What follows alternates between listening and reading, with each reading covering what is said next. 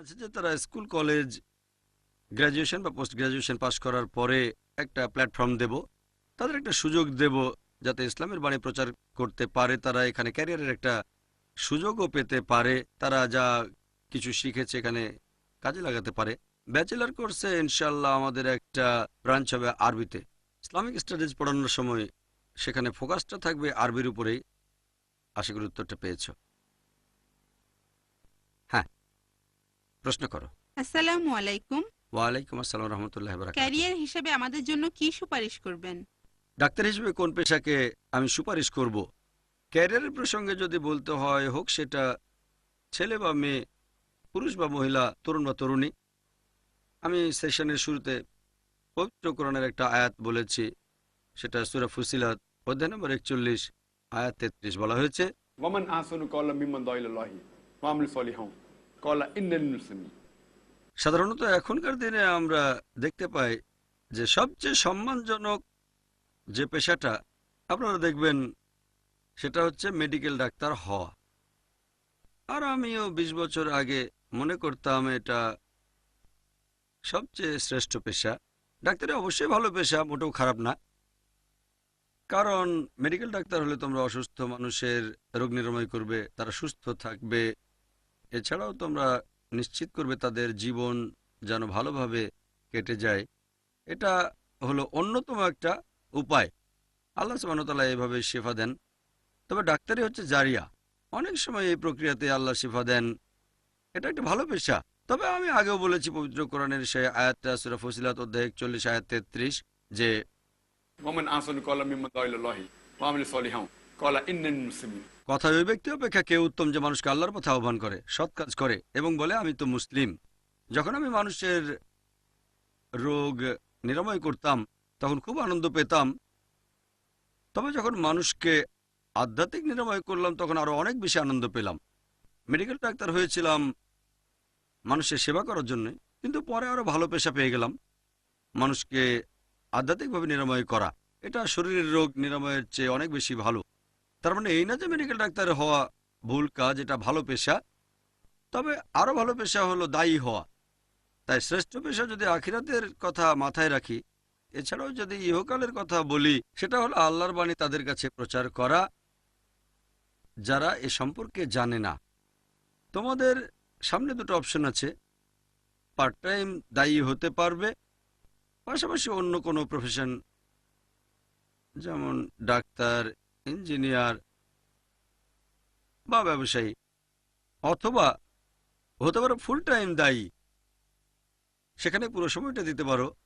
তোমরা যে পেশাটাই বেছে নাও, এখানে খেয়াল রাখতে হবে যেন আল্লাহ সুবহানাহু ওয়া তাআলার কাছাকাছি মানুষকে নিয়ে যেতে পারো।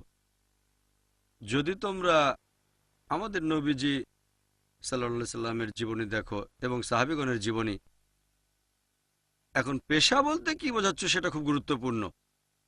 ক্যারিয়ার শব্দটার মানে কি? যদি বলো পেশা মানে যে কাজে বেশিরভাগ সময় ব্যয় করছো সেই কাজটাই পেশা, এটাই হলো সঠিক সংজ্ঞা। এর মানে এই না যে কাজ করে জীবিকা নির্বাহ করবে। বেশিরভাগ মানুষ ভাবে যে কাজের মাধ্যমে টাকা উপার্জন করবে সেটাই হচ্ছে পেশা। আমার মতে পেশা হচ্ছে সেই কাজ যে কাজে দিনের বেশিরভাগ সময় ব্যয় করছো। এটা গড়ে।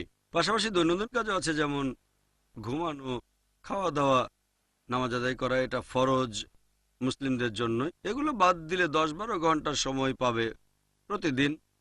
বেশিরভাগ সময় কোথায় ব্যয় করছো? আমার মতে বেশিরভাগ সময় যে কাজে ব্যয় করছো সেটাই পেশা। এদিক থেকে বললে আমাদের নবীজি যদি ব্যবসায়ী ছিলেন তবে আমার মতে দায়ী ছিলেন। তিনি ছিলেন আল্লাহ সুবহানাহু ওয়া তাআলা প্রেরিত নবী। পেশার দিক থেকে তিনি ছিলেন দায়ী, মানে যে ব্যক্তি আল্লাহ সুবহানাহু ওয়া তাআলার বাণী প্রচার করেন তিনি ছিলেন আল্লাহ সুবহানাহু ওয়া তাআলার রাসূল, দায়ীর চেয়ে অনেক উপরে। আর পাশাপাশি ব্যবসাও করতেন। আমার মতে তিনি পেশায় ছিলেন আল্লাহ সুবহানাহু ওয়া তাআলার রাসূল। তিনি বেশিরভাগ সময় ব্যয় করতেন আল্লাহর বাণী প্রচারে, আর তিনি ছিলেন পার্ট টাইম ব্যবসায়ী।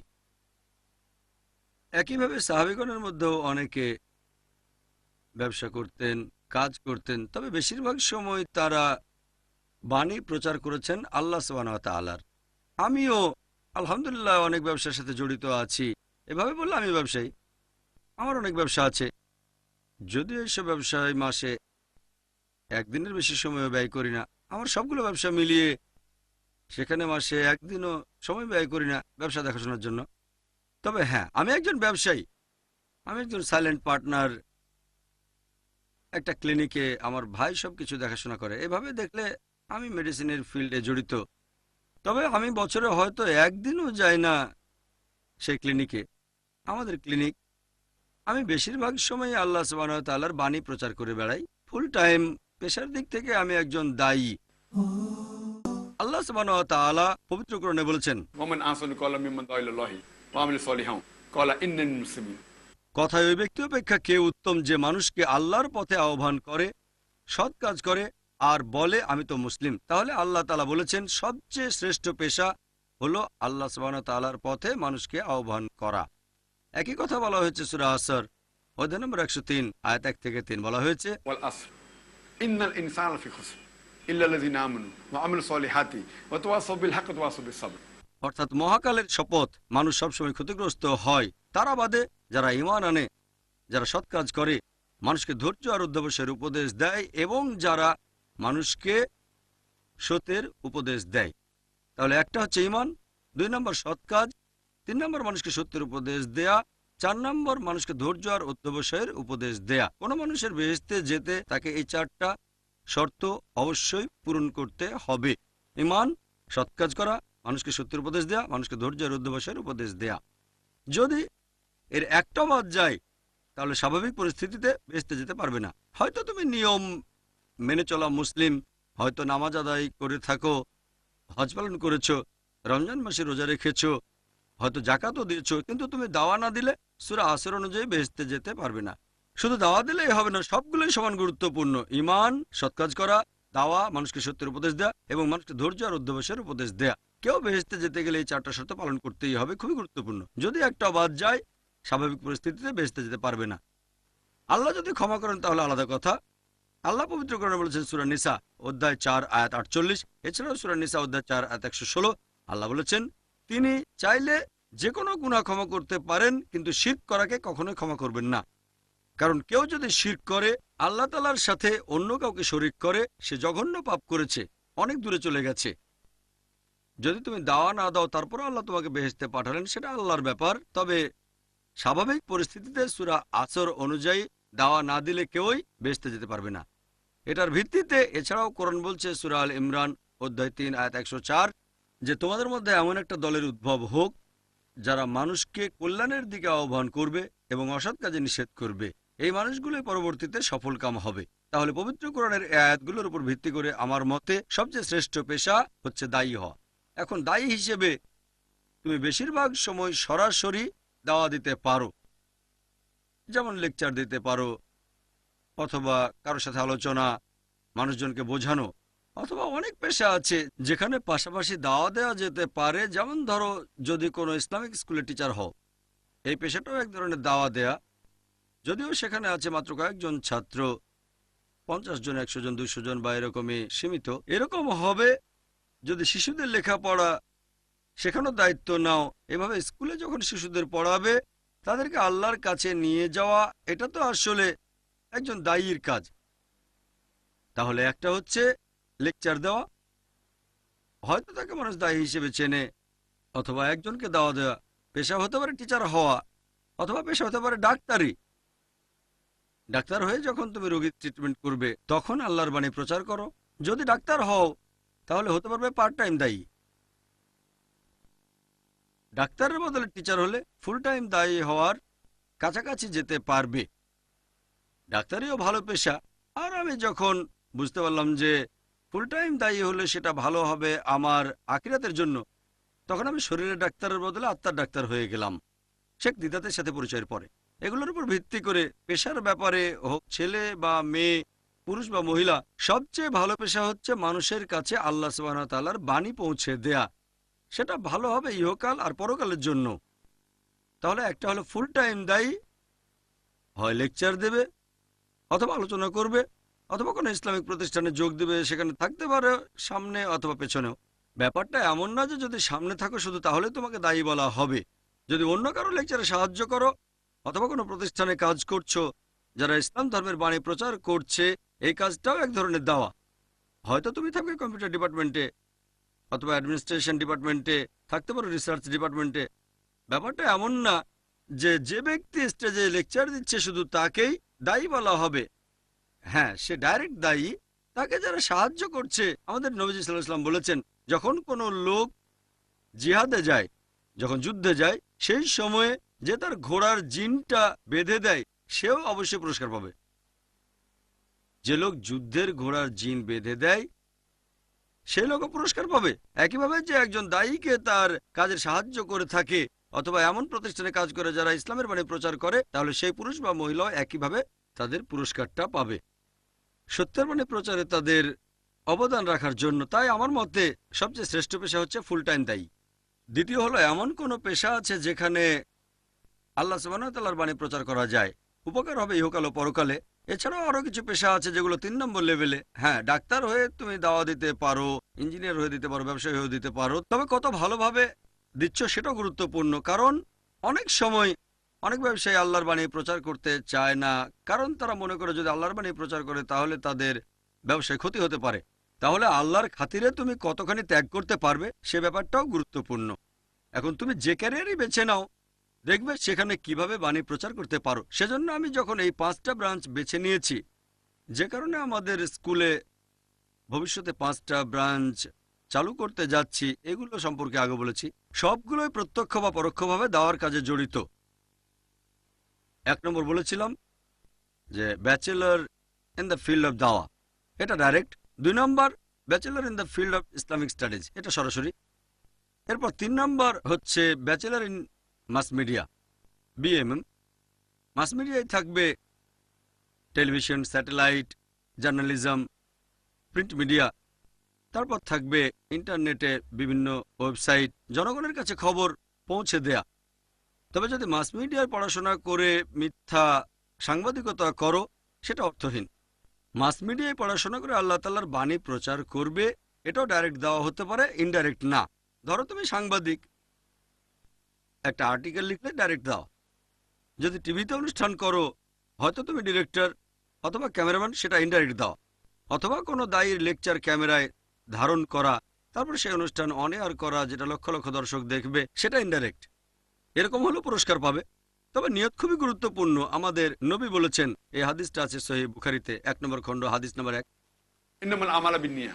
যদি ক্যামেরাম্যান হিসেবে তোমার নিয়ত হয় যে আমি ইসলাম ধর্মের বাণী প্রচার করব, নিয়তের উপর ভিত্তি করেই সওয়াব পাবে। যদি নিয়ত হয় যে ক্যামেরাম্যান হলে আমি ভালো বেতন পাবো, তাহলে বেতনই পাবে, কিন্তু সওয়াব পাবে না। যদি তোমার প্রধান লক্ষ্য হয় আল্লাহর সন্তুষ্টি, এর পাশাপাশি বেতন কম বেশি ব্যাপার না। ইসলাম কখনো বলে না বিনা পয়সায় কাজ করতে হবে। এখানে নিয়তটা হচ্ছে আমি অন্য কোনো চাকরি করলে হয়তো 30,000 টাকা পেতাম, এখানে আল্লাহর পথে কাজ করে 20,000 টাকা পাচ্ছি, এখানে সব বেশি। যদি বাইরে 30,000 আর এখানে 40,000 পাও, আর মূল উদ্দেশ্য আল্লাহ সন্তুষ্টি হয়, তাহলে সব পাবে। আমরা এখানে একটা নিয়ম মেনে চলি, বাইরের প্রতিষ্ঠানের চেয়ে আমরা 10 থেকে 20% বেশি বেতন দেই, যাতে সবাই আল্লাহর পথে আরো ভালোভাবে কাজ করে। তাহলে একটা কোর্স ব্যাচেলর ইন দাওয়া, দ্বিতীয়টা bachelor in Islamic studies, 3 number হলো BMM, bachelor in mass media. এরপর যেটা আছে বিএড। এখানেও তুমি যদি পড়াও কোনো ইসলামিক স্কুলে, ডাইরেক্ট দাওয়া দিতে পারবে।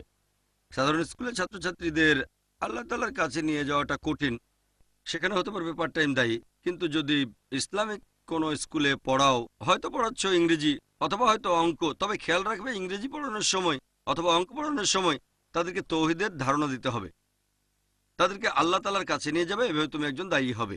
এখানে কি হচ্ছে, টিচার দায়ীদের প্রস্তুত করছেন, তাহলে সেই দায়ী যে সওয়াব পাবে, টিচারও একই সওয়াব পাবেন। যেমন ধরো তুমি বিজ্ঞান পড়াও, উদাহরণ দিচ্ছি, ধরো বিশ্বজগতের সৃষ্টি সম্পর্কে বলছো, বিগ ব্যাং সম্পর্কে। পবিত্র কোরআনে আছে সূরা আম্বিয়া অধ্যায় 21 আয়াত 30, আল্লাহ বলেছেন, আওয়ালাম ইয়ারাল্লাযিনা কাফারু অবিশ্বাসীরা কি দেখে না আন্না সামাওয়াতি ওয়াল আরদা কানাত রাতকান ফাতাকনাহুমা। আকাশমণ্ডলী ও পৃথিবী একসাথে ছিল, আমি তাদের পৃথক করলাম। পবিত্র কোরআনের এই আয়াতটা সূরা আম্বিয়া অধ্যায় 21 আয়াত নাম্বার 30। এখানে বিগ ব্যাং সম্পর্কে সংক্ষেপে বলা হয়েছে। প্রথমে পুরো বিশ্বজগৎ ছিল একটা ছোট্ট বিন্দু, সেখানে একটা বিস্ফোরণ হলো, সেখান থেকে তৈরি হলো গ্যালাক্সি, গ্রহ, নক্ষত্র, সূর্য, এছাড়াও পৃথিবী যেখানে আমরা বাস করি। এই ব্যাপারটা বিজ্ঞানীরা জানতে পেরেছে 40 বছর আগে, 50 বছর আগে। এটা কোরআনে সংক্ষেপে বলা হয়েছে। এভাবে মানুষকে আল্লাহর কাছে নিয়ে আসতে পারবে। তাহলে একজন টিচারও এভাবে নন ইসলামিক সাবজেক্ট পড়াতে গিয়েও দাওয়ার কাজ করতে পারে। আর শেষ যে কোর্সটার কথা বলেছি সেটা BBA, bachelor in business administration. এখন কোনো প্রতিষ্ঠান যদি সফল হতে চায়, পবিত্র কোরআন বলছে সূরা নাহল অধ্যায় 16 আয়াত 43, ফাসআলু আহলি যিকরি ইন কুনতুম লা তা'লামুন। যদি না জানো জ্ঞানীদের জিজ্ঞেস করো। যদি কোনো প্রতিষ্ঠানকে ভালোভাবে চালাতে চান, সেখানে যদি বিবিএ করা লোকজন থাকে, এমবিএ করা লোকজন থাকে, তারা জানে কিভাবে অর্গানাইজ করতে হয়। এভাবে তারা কোনো একটা ইসলামিক প্রতিষ্ঠানকে চালিয়ে নিয়ে যেতে পারবে।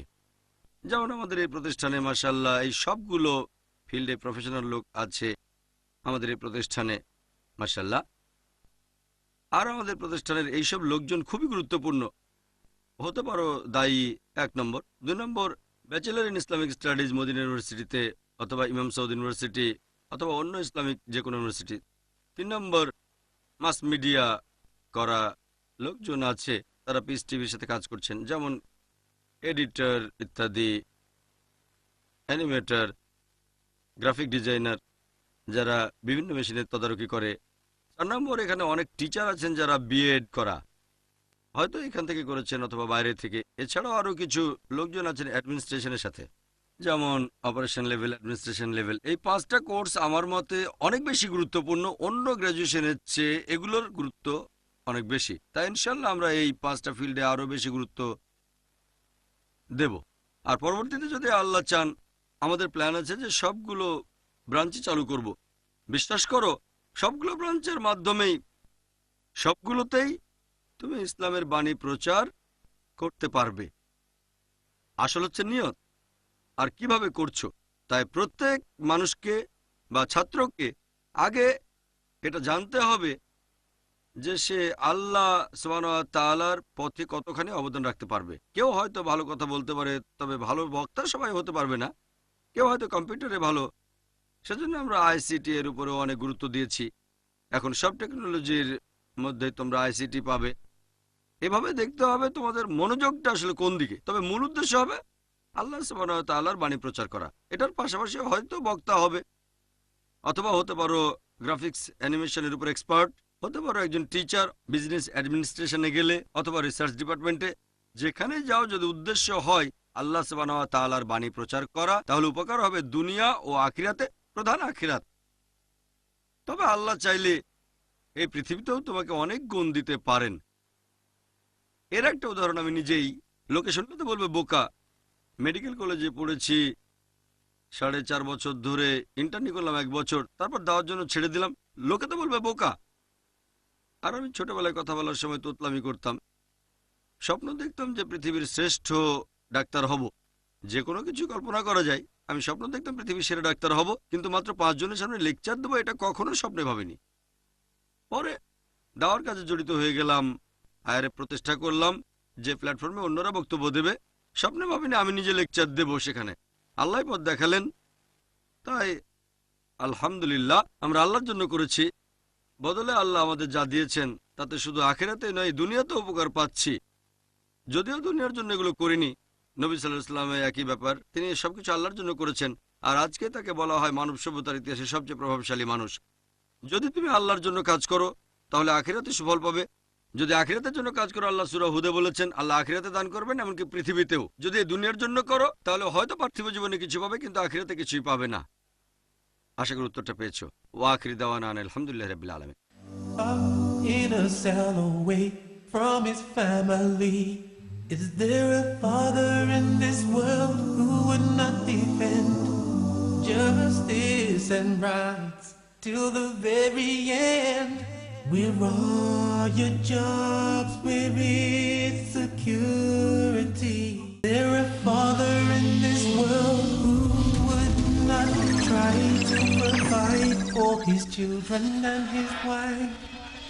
Is there a father in this world who would want to be locked up in a cell away from his family? Is there a father in...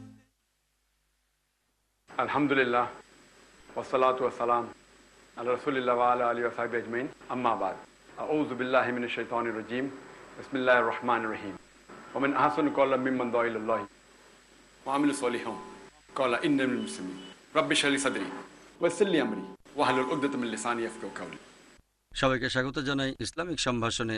আসসালামু আলাইকুম ওয়া রাহমাতুল্লাহি ওয়া বারাকাতুহু। আল্লাহর দয়া, শান্তি এবং রহমত সকলের উপর বর্ষিত হোক। গতকাল সন্ধ্যায় ইসলামিক ইন্টারন্যাশনাল স্কুলের হেড বয় আমাকে অনুরোধ করেছে যে আইআইএসের ক্লাস 10-এর ছাত্ররা আমার সাথে একটা সেশনে বসতে চায়, সেখানে তারা তাদের ক্যারিয়ার সম্পর্কে প্রশ্ন করবে। বললাম ঠিক আছে, তোমাদের প্রশ্নগুলো তোমরা রেডি করো। ক্যারিয়ার সম্পর্কে তোমাদের যে প্রশ্নগুলো আছে, সেজন্য আজকে ইসলামিক ইন্টারন্যাশনাল স্কুলের ক্লাস 10-এর ছাত্রছাত্রীরা এখানে উপস্থিত হয়েছে। আশা করি তোমরা তোমাদের প্রশ্নগুলো রেডি করেছো। আমরা 1 থেকে 1.5 ঘন্টার একটা সেশন করব। প্রশ্নগুলো যেন শুধু ক্যারিয়ারের উপরে হয়ে থাকে। ইসলাম আর কম্পারেটিভ রিলিজিয়ন নিয়ে যে প্রশ্ন আছে বা ফিকা মাসাইল নিয়ে প্রশ্ন পরে হবে। এখন সেশনটা শুধুমাত্র ক্যারিয়ার গাইডেন্সের উপরে, তোমাদের ভবিষ্যৎ সম্পর্কে, স্কুল থেকে পাশ করার পরে কি করবে, বা কলেজ, আইজিসিএসসি পাশ করে কোন জায়গাটা তোমরা বেশি সময় দেবে, এগুলো সম্পর্কে বিভিন্ন প্রশ্ন করবে। কোথায় বেশি সময় দেবে, স্কুল কলেজ শেষ করে অথবা গ্র্যাজুয়েশন। এখন আলোচনা এগুলো নিয়ে। প্রথম প্রশ্ন কে করবে? হ্যাঁ, আব্দুল্লাহ। আসসালামু আলাইকুম। ওয়ালাইকুম আসসালাম রহমতুল্লাহ বারাকাত। এখানে যে সুযোগ সুবিধা আছে আলহামদুলিল্লাহ, সেগুলো খুবই ভালো। এখন এসব বাদ দিয়ে একজন স্টুডেন্ট যদি অন্য কোনো বিষয়ে পড়াশোনা করতে চায়, যেমন মেডিসিন, ইঞ্জিনিয়ার, এরকম ক্ষেত্রে কি করা উচিত? আব্দুল্লাহ প্রশ্ন করলে যে যদি কোনো ছাত্র অন্য কোনো বিষয় নিয়ে পড়াশোনা করতে চায়, হয়তো ডাক্তার হতে চায় অথবা ইঞ্জিনিয়ার এরকম কিছু, তখন সে কি করবে? ক্লাস 10 পাস করার পরে সে 11 আর 12 পড়বে, মানে আইজিসিএসসি। আইজিসিএসসি এমন একটা সার্টিফিকেট যেটা পুরো পৃথিবী জুড়েই স্বীকৃত।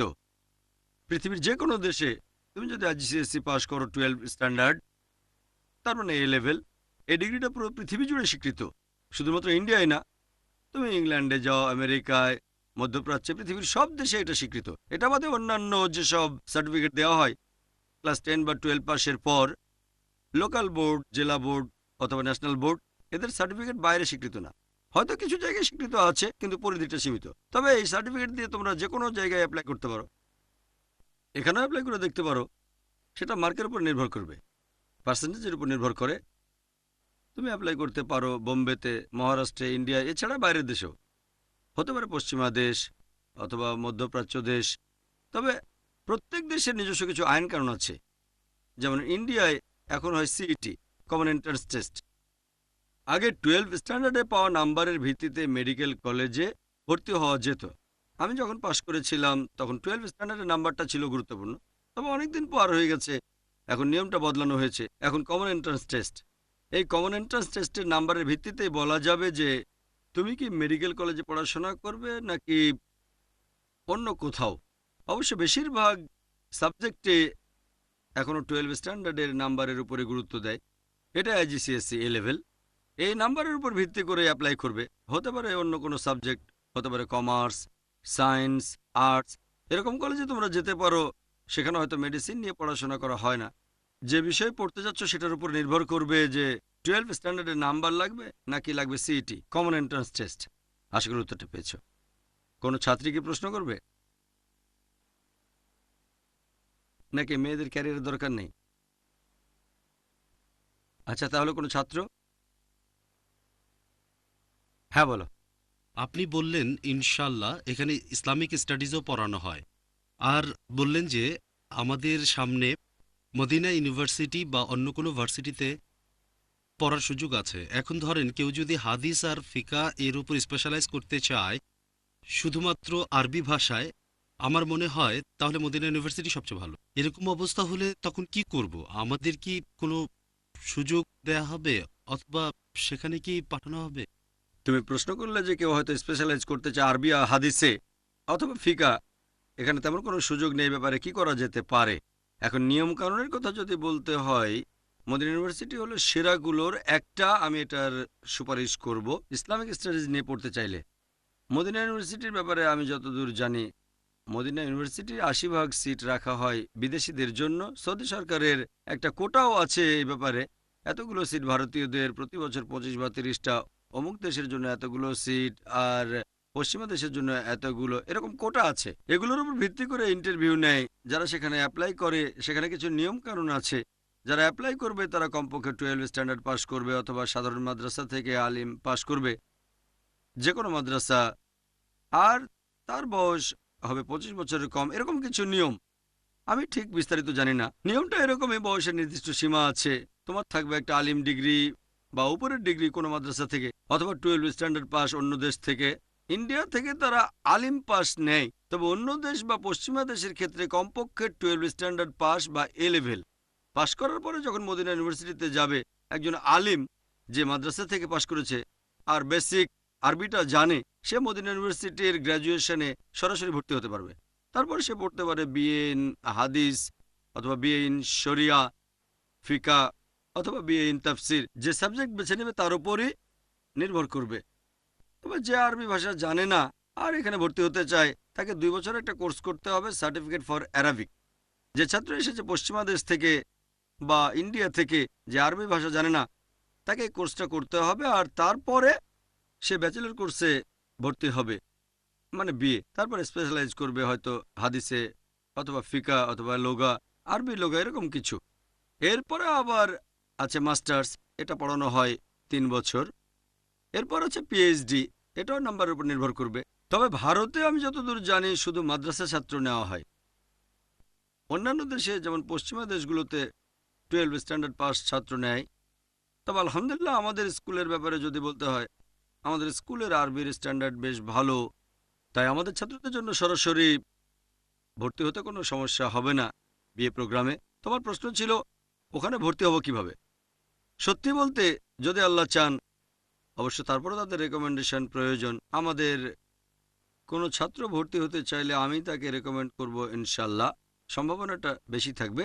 তবে এর পাশাপাশি আমি যে কাজটা করতে চাই, আমি এখানে মদিনা ইউনিভার্সিটির মতো পরিবেশটা তৈরি করতে চাই।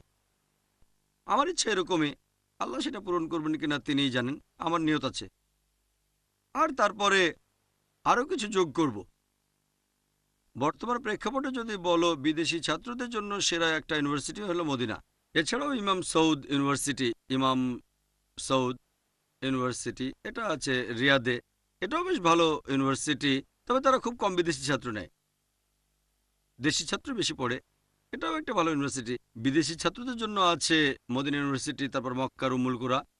আমার ইচ্ছা আছে যে এখানে আমরা বাইরে থেকে সেরা টিচারদের নিয়ে আসব, যাতে করে এরকম ইউনিভার্সিটি চালু করতে পারি। আর সেখানে যেসব বিষয় নিয়ে পড়া যায় আমরা তার সাথে যোগ করব, হয়তো মিডিয়া, মানে পাবলিক লেকচার। আমাকে বেশ কয়েকবার মদিনা ইউনিভার্সিটিতে আমন্ত্রণ জানানো হয়েছে, তারপর উম্মুল কুরাতে, এছাড়া পৃথিবীর অন্যান্য ইউনিভার্সিটিতেও দাওয়া কোর্সের উপর ট্রেনিং দেওয়ার জন্য। তবে ব্যস্ততার জন্য সময় বের করা কঠিন যে ওখানে 25 বা 30 দিন আমি সময় দিতে পারবো। আমার মনে হচ্ছে যে প্র্যাকটিক্যাল কিছু একটা দরকার। জ্ঞান অর্জনের কথা বললে এগুলো খুবই ভালো, তবে প্র্যাকটিক্যালি অমুসলিমদের সাথে কথা বলা, দাওয়ার কাজ করা, এসব ক্ষেত্রে সেখানে প্র্যাকটিক্যাল কিছু পাবে না, সেটা পাবে এখানে। এটা হচ্ছে প্র্যাকটিক্যাল। সেজন্য আমাদের কাছে যেটা মনে হয় যে সময় যাওয়ার সাথে সাথে ইনশাআল্লাহ, আল্লাহ যদি চান, আল্লাহ সাহায্য করেন, আমরা এখানেও ব্যবস্থা করব যদি সেটা করা যায়। আমি তাহলে চাইবো আমার ছেলে ওখানে না গিয়ে এখানে থাকুক। আমার ছেলে, তুমিও ছেলের মতোই। তবে এরকম যদি না হয়, আল্লাহ যদি তখনও পথ খুলে না দেন, সময়টা হয়তো চলে যাবে, তখন আমি হয়তো ভর্তি হতে বলবো তোমাদের ইসলামিক ইউনিভার্সিটি অব মদিনায় বা ইমাম সৌদ ইউনিভার্সিটি। আমার জানা মতে ইমাম সৌদ ইউনিভার্সিটির রেটিংটা একটু ভালো মদিনা ইউনিভার্সিটির চেয়ে, আর ইমাম সৌদে ভর্তি হওয়াটা মদিনা ইউনিভার্সিটির চেয়ে একটু কঠিন। তবে আলহামদুলিল্লাহ দুটো ইউনিভার্সিটি খুবই ভালো, উম্মুল কুরাও ভালো। এটা ক্লাস 10-এর পরে না 12-এর পরে? 12-এর পরে, 10-এর পরে না। যদি কোনো মাদ্রাসা থেকে আলিম পাস না হও, তাহলে 12 স্ট্যান্ডার্ড পাস করতে হবে, এ লেভেল, অর্থাৎ আইজিসিএসসি। এখানে পাশ করলে তারপর ওখানে ভর্তি হতে পারবে। সাধারণত নন মাদ্রাসার ছাত্রদেরকে তারা নেয় না, আমি এরকমই জানি, শুধু মাদ্রাসা। তবে ইনশাল্লাহ, যেহেতু আমাদের স্কুলের আরবির মান ভালো মাশাল্লাহ, আমাদের ছাত্ররা আরবিতে কথা বলতে পারে, শুধু ইন্টারভিউ দিতে হবে। আর আমি নিশ্চিত আমাদের ছাত্ররা ইন্টারভিউতে খুব ভালো করবে, তবে আসলে সীমিত। আর ইনশাল্লাহ মদিনা ইউনিভার্সিটির সাথে আমার বেশ ভালো যোগাযোগ আছে। আমার মতে এটা সহজ ব্যাপার ইনশাল্লাহ। আশা করি উত্তরটা পেয়েছো। কোনো ছাত্রী কি প্রশ্ন করবে? প্রশ্ন করার আগে আমি বলতে চাই, মেয়েরা যদি সৌদি আরবে যেতে চাও, আমার জানা মতে মদিনা ইউনিভার্সিটিতে মেয়েদের সিট নেই কোনো, তবে উম্মুল কুরাতে সিট আছে। যদি কোনো ছাত্রী সৌদি আরবে যেতে চাও তাহলে অপশনটা হচ্ছে উম্মুল কুরা। খেয়াল রাখবে সাথে যেন একজন মাহরাম থাকে, হতে পারে ভাই অথবা স্বামী। উম্মুল কুরায় একসাথে পড়াশোনা বা চাকরি করতে পারে, ইসলামিক বিভিন্ন নিয়ম কানুন মেনে চলতে পারবে, সেখানে কোনো চাকরি পেতে পারে, অথবা ইউনিভার্সিটিতে কাজ করতে পারে, অথবা একসাথে পড়তে পারে। এরকম অপশন বিবেচনা করা যেতে পারে। এরকম বেশ কিছু বিদেশি ছাত্রী মহিলা তারা উম্মুল কুরাতে পড়ছে। উম্মুল কুরাতে মহিলাদের জন্য আলাদা সেকশন আছে। হ্যাঁ বোন। আসসালামু আলাইকুম। ওয়ালাইকুম আসসালাম রহমতুল্লাহ বারাকাতুহু। ক্লাস 10 পাশ করার পরে ছাত্রছাত্রীরা পছন্দ মতো অপশন বেছে নিতে পারবে নাকি এখানেও শর্ত থাকবে? এই স্কুলের কথা বলছো নাকি বাইরে? এই স্কুলে। এই স্কুলের ব্যাপারে যদি বলতে হয়, মাশাআল্লাহ, যখন 10 স্ট্যান্ডার্ডে আইজিসিএসসি পরীক্ষা দেবে সেখানে কিছু অপশন আছে। সত্যি বলতে আইজিসিএসসিতে অনেক অপশন আছে। সেখানে 50টা বা 100টা সাবজেক্ট থেকে বেছে নিতে হবে। অবশ্যই 50টার বেশি, আরও অনেক বেশি হবে। আর সেখানে অনেক অপশন আছে। এগুলোর মধ্যে আইজিসিএসসির নিয়ম অনুযায়ী তোমাকে 5টা সাবজেক্টে পাশ করতে হবে। যদি 5টা সাবজেক্টে পাশ করো তাহলে সার্টিফিকেট পাবে তুমি 10 স্ট্যান্ডার্ডে আইজিসিএসসি পাশ করেছো। এটা হচ্ছে ও লেভেল। এখন তুমি যতগুলো সাবজেক্টে খুশি পরীক্ষা দিতে পারো, তবে 5টার কম পরীক্ষা দিলে কোনো সার্টিফিকেট পাবে না তুমি। কিন্তু পরীক্ষা দিতে পারো 6টা, 7টা, 8টা বা 9টা, তোমার যতগুলো খুশি। আর ভারতের বেশিরভাগ স্কুলে যেটা করা হয়, তারা 6-7টা সাবজেক্টে পরীক্ষা দেয়। বেশিরভাগ স্কুল 6টা বা 7টা। আর এসব স্কুলে বেছে নিতে হয় হয়তো 15টা সাবজেক্টের ভেতর থেকে। কিছু স্কুলে 10টার মধ্যে থেকে বেছে নেবে 6টা বা 7টা, কোনো স্কুলে 8টার মধ্যে থেকে 6টা বা 7টা, কোথাও হয়তো 12টা। এরকম অনেক অপশন আছে, অনেক সাবজেক্ট আছে। মিউজিক আছে, ভালো খারাপ, হালাল হারাম সবকিছু আছে। মিউজিক, ডান্সিং, এটা ওটা, এরকম অনেক সাবজেক্ট আছে। আমাদের স্কুলে আমি এরকম ঠিক করেছি যে আমাদের ছাত্ররা 9টা সাবজেক্টে পরীক্ষা দেবে। 6টা 7টা না, 9টা সাবজেক্ট। যে 9টা সাবজেক্ট ঠিক করেছি তোমরাও জানো। ইংলিশ হলো আবশ্যিক, এখানে অপশন নেই। অন্য সাবজেক্ট অপশন আছে। আমরা ঠিক করেছি ইংলিশ, তারপর ম্যাথস, এরপর ফিজিক্স, কেমিস্ট্রি, বায়োলজি। এই 3টা সাবজেক্টই আলাদা। এগুলো একটা সাবজেক্ট না।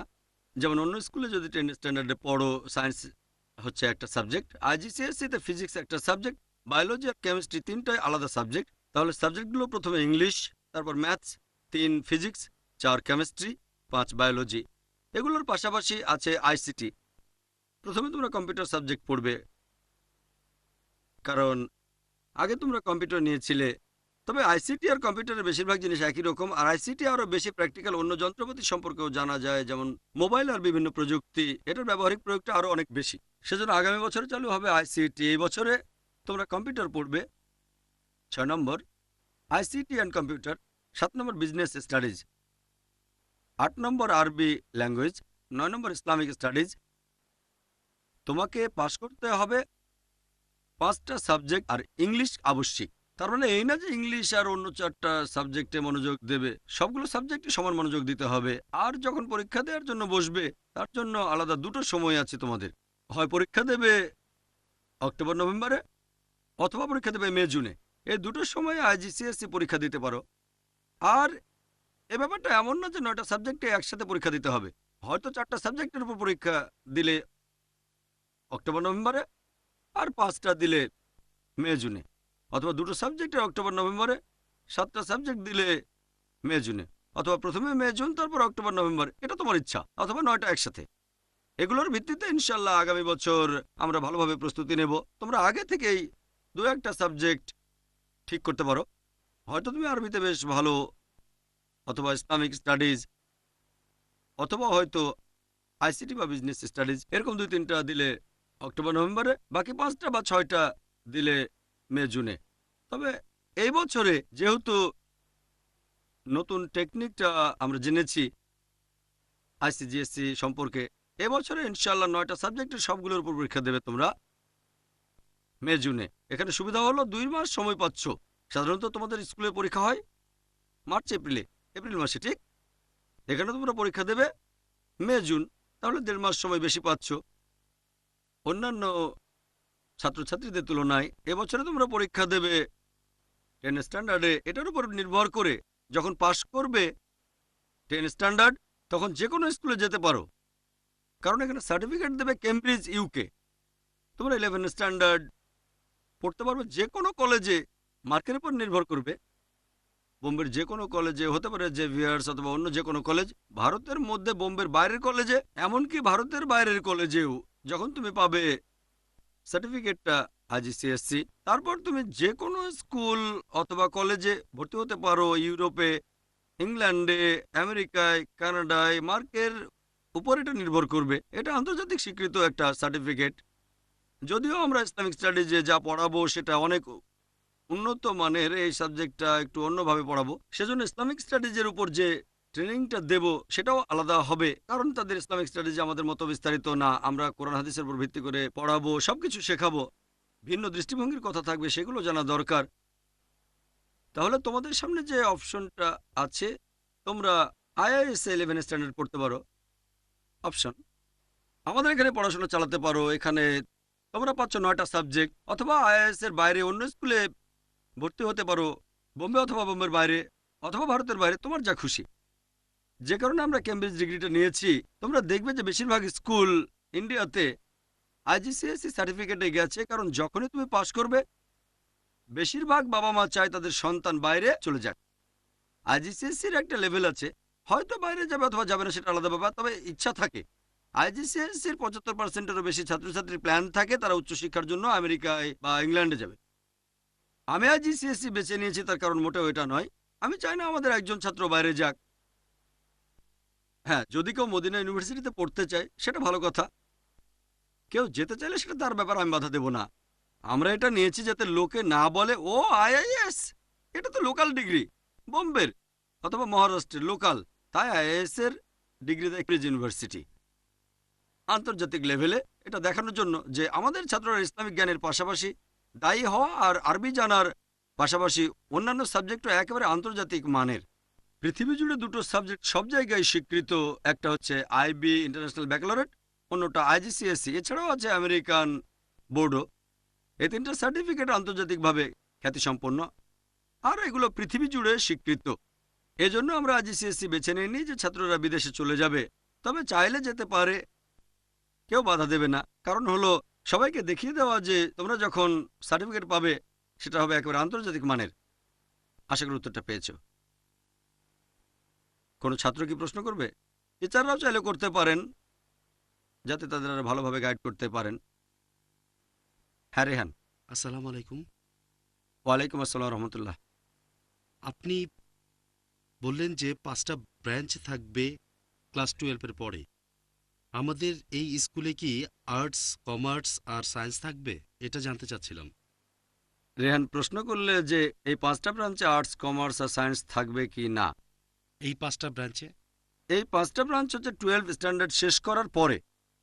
যে 5টা ব্রাঞ্চের কথা আমি বলেছি এগুলো ক্লাস 12-এর পরে, তার আগে না। সেটা হতে পারে বিএমএম অথবা বিএ ইন ইসলামিক স্টাডিজ, অথবা হতে পারে বিএ ইন দাওয়া, বিএড। এটা ব্যাচেলর ডিগ্রির পরে, এটা আরও পরে। ব্যাচেলরের পরে আসবে বিএড। এগুলো সবগুলোই হচ্ছে 12 স্ট্যান্ডার্ডের পর। 12 স্ট্যান্ডার্ডে তোমরা 3টা স্ট্রিম পাবে, 3টা ভাগ থাকবে, আর্টস, কমার্স আর সায়েন্স। আমি যে 5টা ব্রাঞ্চের কথা বলেছি এগুলো মূলত আর্টসের বিষয়, তবে সায়েন্সের ছাত্র যে কোনো ব্রাঞ্চে ভর্তি হতে পারে, কারণ যখন সায়েন্স, আর্টস আর কমার্সের তুলনা করবে, সায়েন্স থেকে যে কোনো দিকে যাওয়া যায়, কিন্তু আর্টস থেকে সায়েন্সে যাওয়া যায় না। তুমি 12 পর্যন্ত আর্টসে পড়ে বিএসসিতে যেতে পারবে না, কিন্তু 12 পর্যন্ত সায়েন্স পড়ে বিএ আর্টসে যেতে পারো।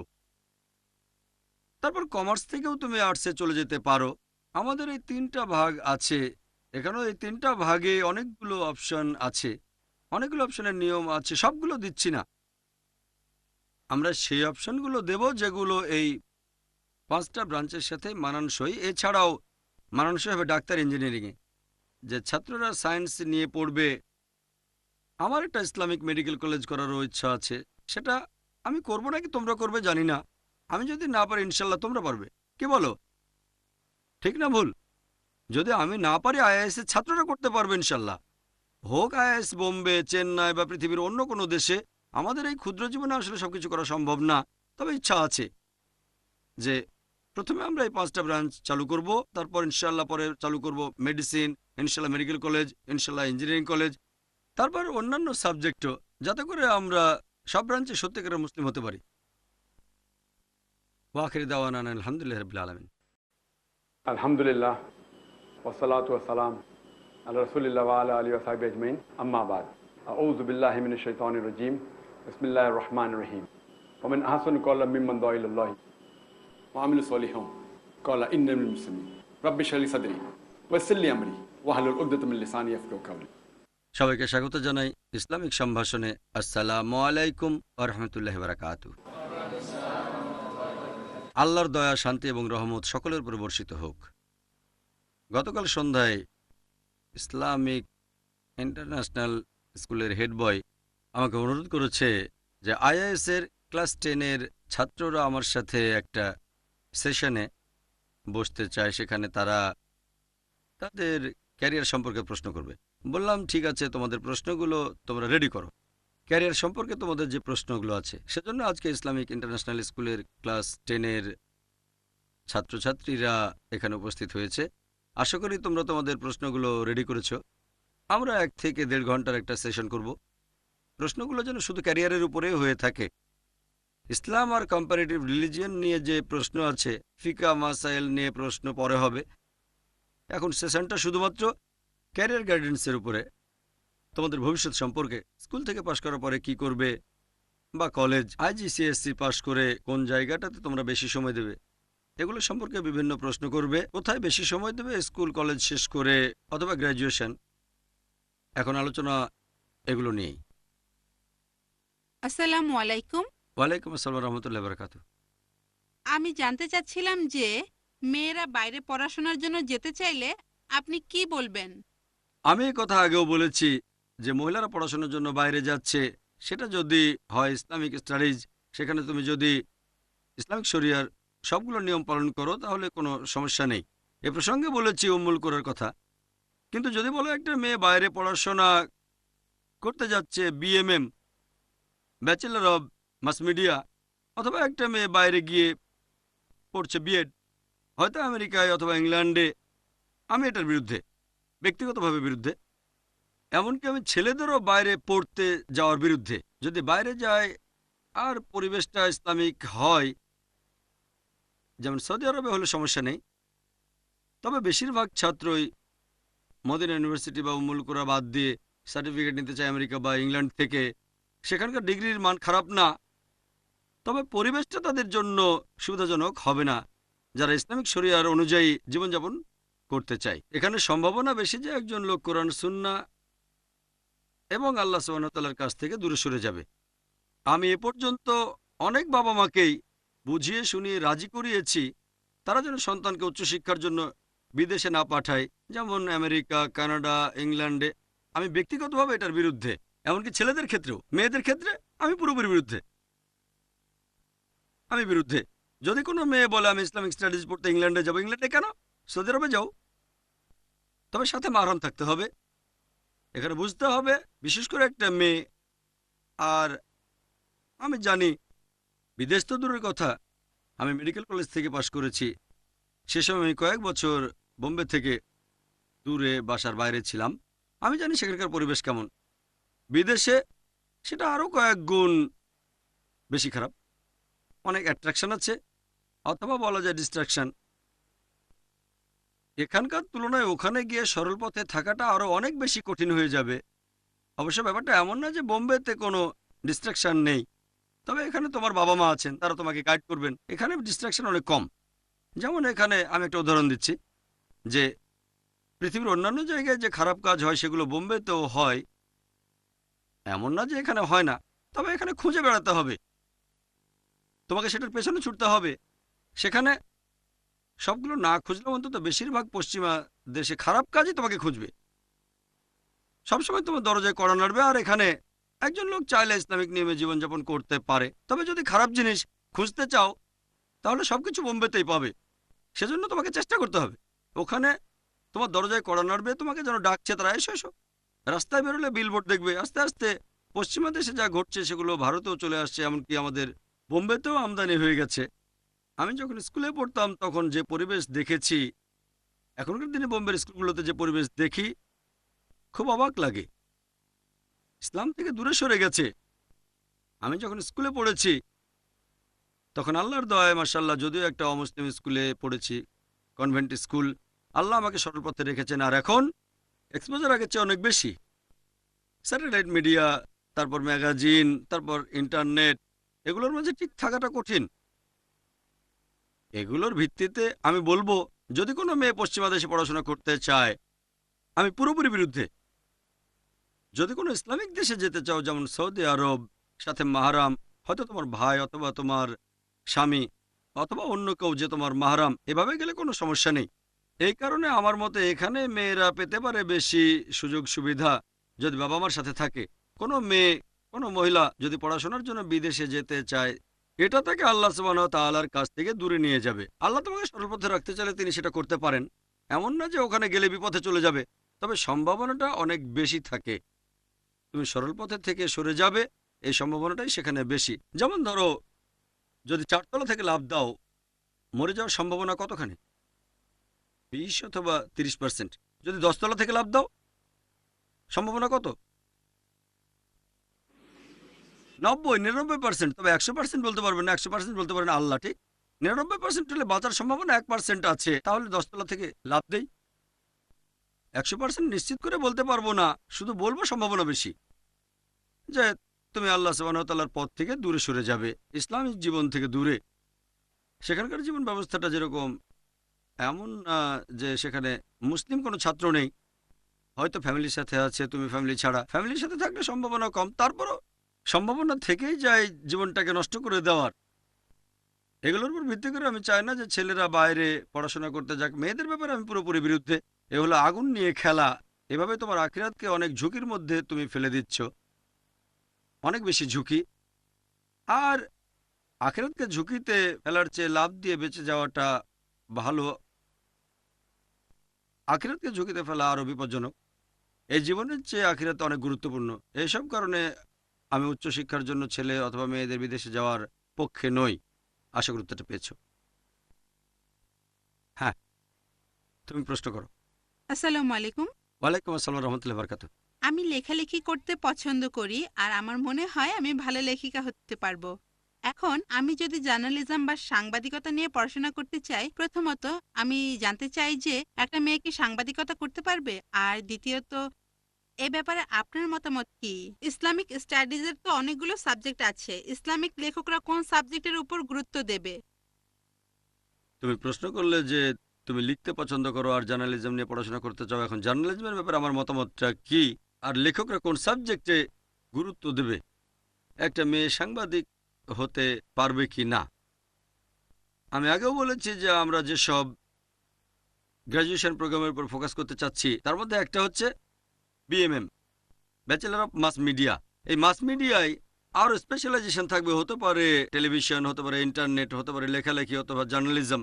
এখন একজন মহিলা সাংবাদিক হতে পারবে কিনা, একজন মুসলিম মহিলা, হ্যাঁ অবশ্যই পারবে। তবে যদি বলো আমি এখনকার দিনের অন্যান্য মেয়েদের মতো সাংবাদিক হতে চাই, তখন সেটা ভুল পথে চলে যাবে।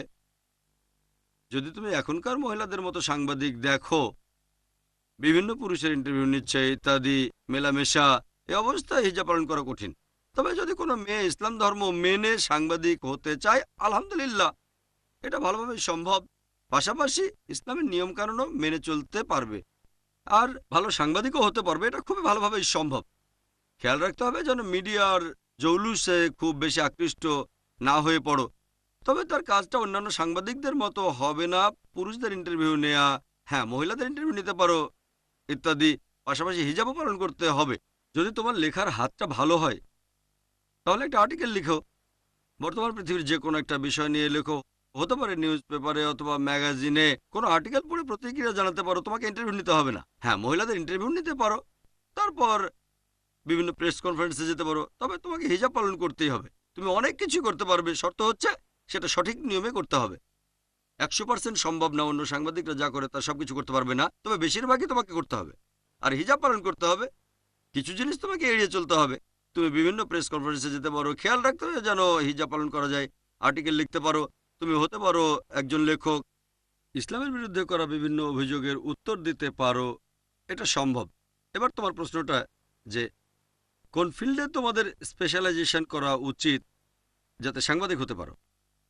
যেমন মেডিকেলে আছে general medicine, doctor of medicine, MD, তারপর ব্রেন বিশেষজ্ঞ, হার্ট বিশেষজ্ঞ, তারপর কিডনি বিশেষজ্ঞ, এরকম অনেক। কেউ হাড় বিশেষজ্ঞ, orthopaedics, brain, neurosurgeon, neurologist, heart, cardiologist, cardiosurgeon, urologist, urosurgeon.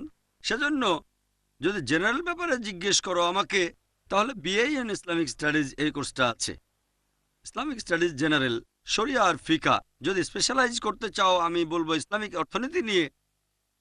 আমি প্রমাণ করব যে সুদভিত্তিক অর্থনৈতিক ব্যবস্থা পৃথিবীর জন্য একটা সমস্যা। ইকোনমিক মেল্টডাউন জানতে হবে, এখানে অর্থনীতিতে স্পেশালাইজেশন। তবে এখানেও শরিয়া সম্পর্কে জ্ঞান থাকতে হবে। শরিয়া সম্পর্কে বেসিক যে জ্ঞান সেটা থাকতে হবে। সেজন্য ডাক্তারিতে স্পেশালাইজেশন করার আগে করতে হয় এমবিবিএস। এমবিবিএস করার পরে হতে পারে একজন সার্জন অথবা অন্য কোনো কিছু। সবচেয়ে ভালো জেনারেল এমডি, তারপর ডিএম ইন হার্ট বা ব্রেন। সেজন্য তোমার ইচ্ছার উপর নির্ভর করবে। যদি চাও আমি সবাইকে প্রমাণ করে দেখাবো যে সুদভিত্তিক অর্থনীতি হলো সবচেয়ে বড় সমস্যা। তারপর ইসলামিক স্টাডিজের জেনারেল ব্যাপারগুলো জানার পর বিএ পাস করে স্পেশালাইজ করতে পারো ইসলামিক ইকোনমিক্সে, এমএ ইন ইসলামিক ইকোনমিক্স বা পিএইচডি ইন ইসলামিক ইকোনমিক্স।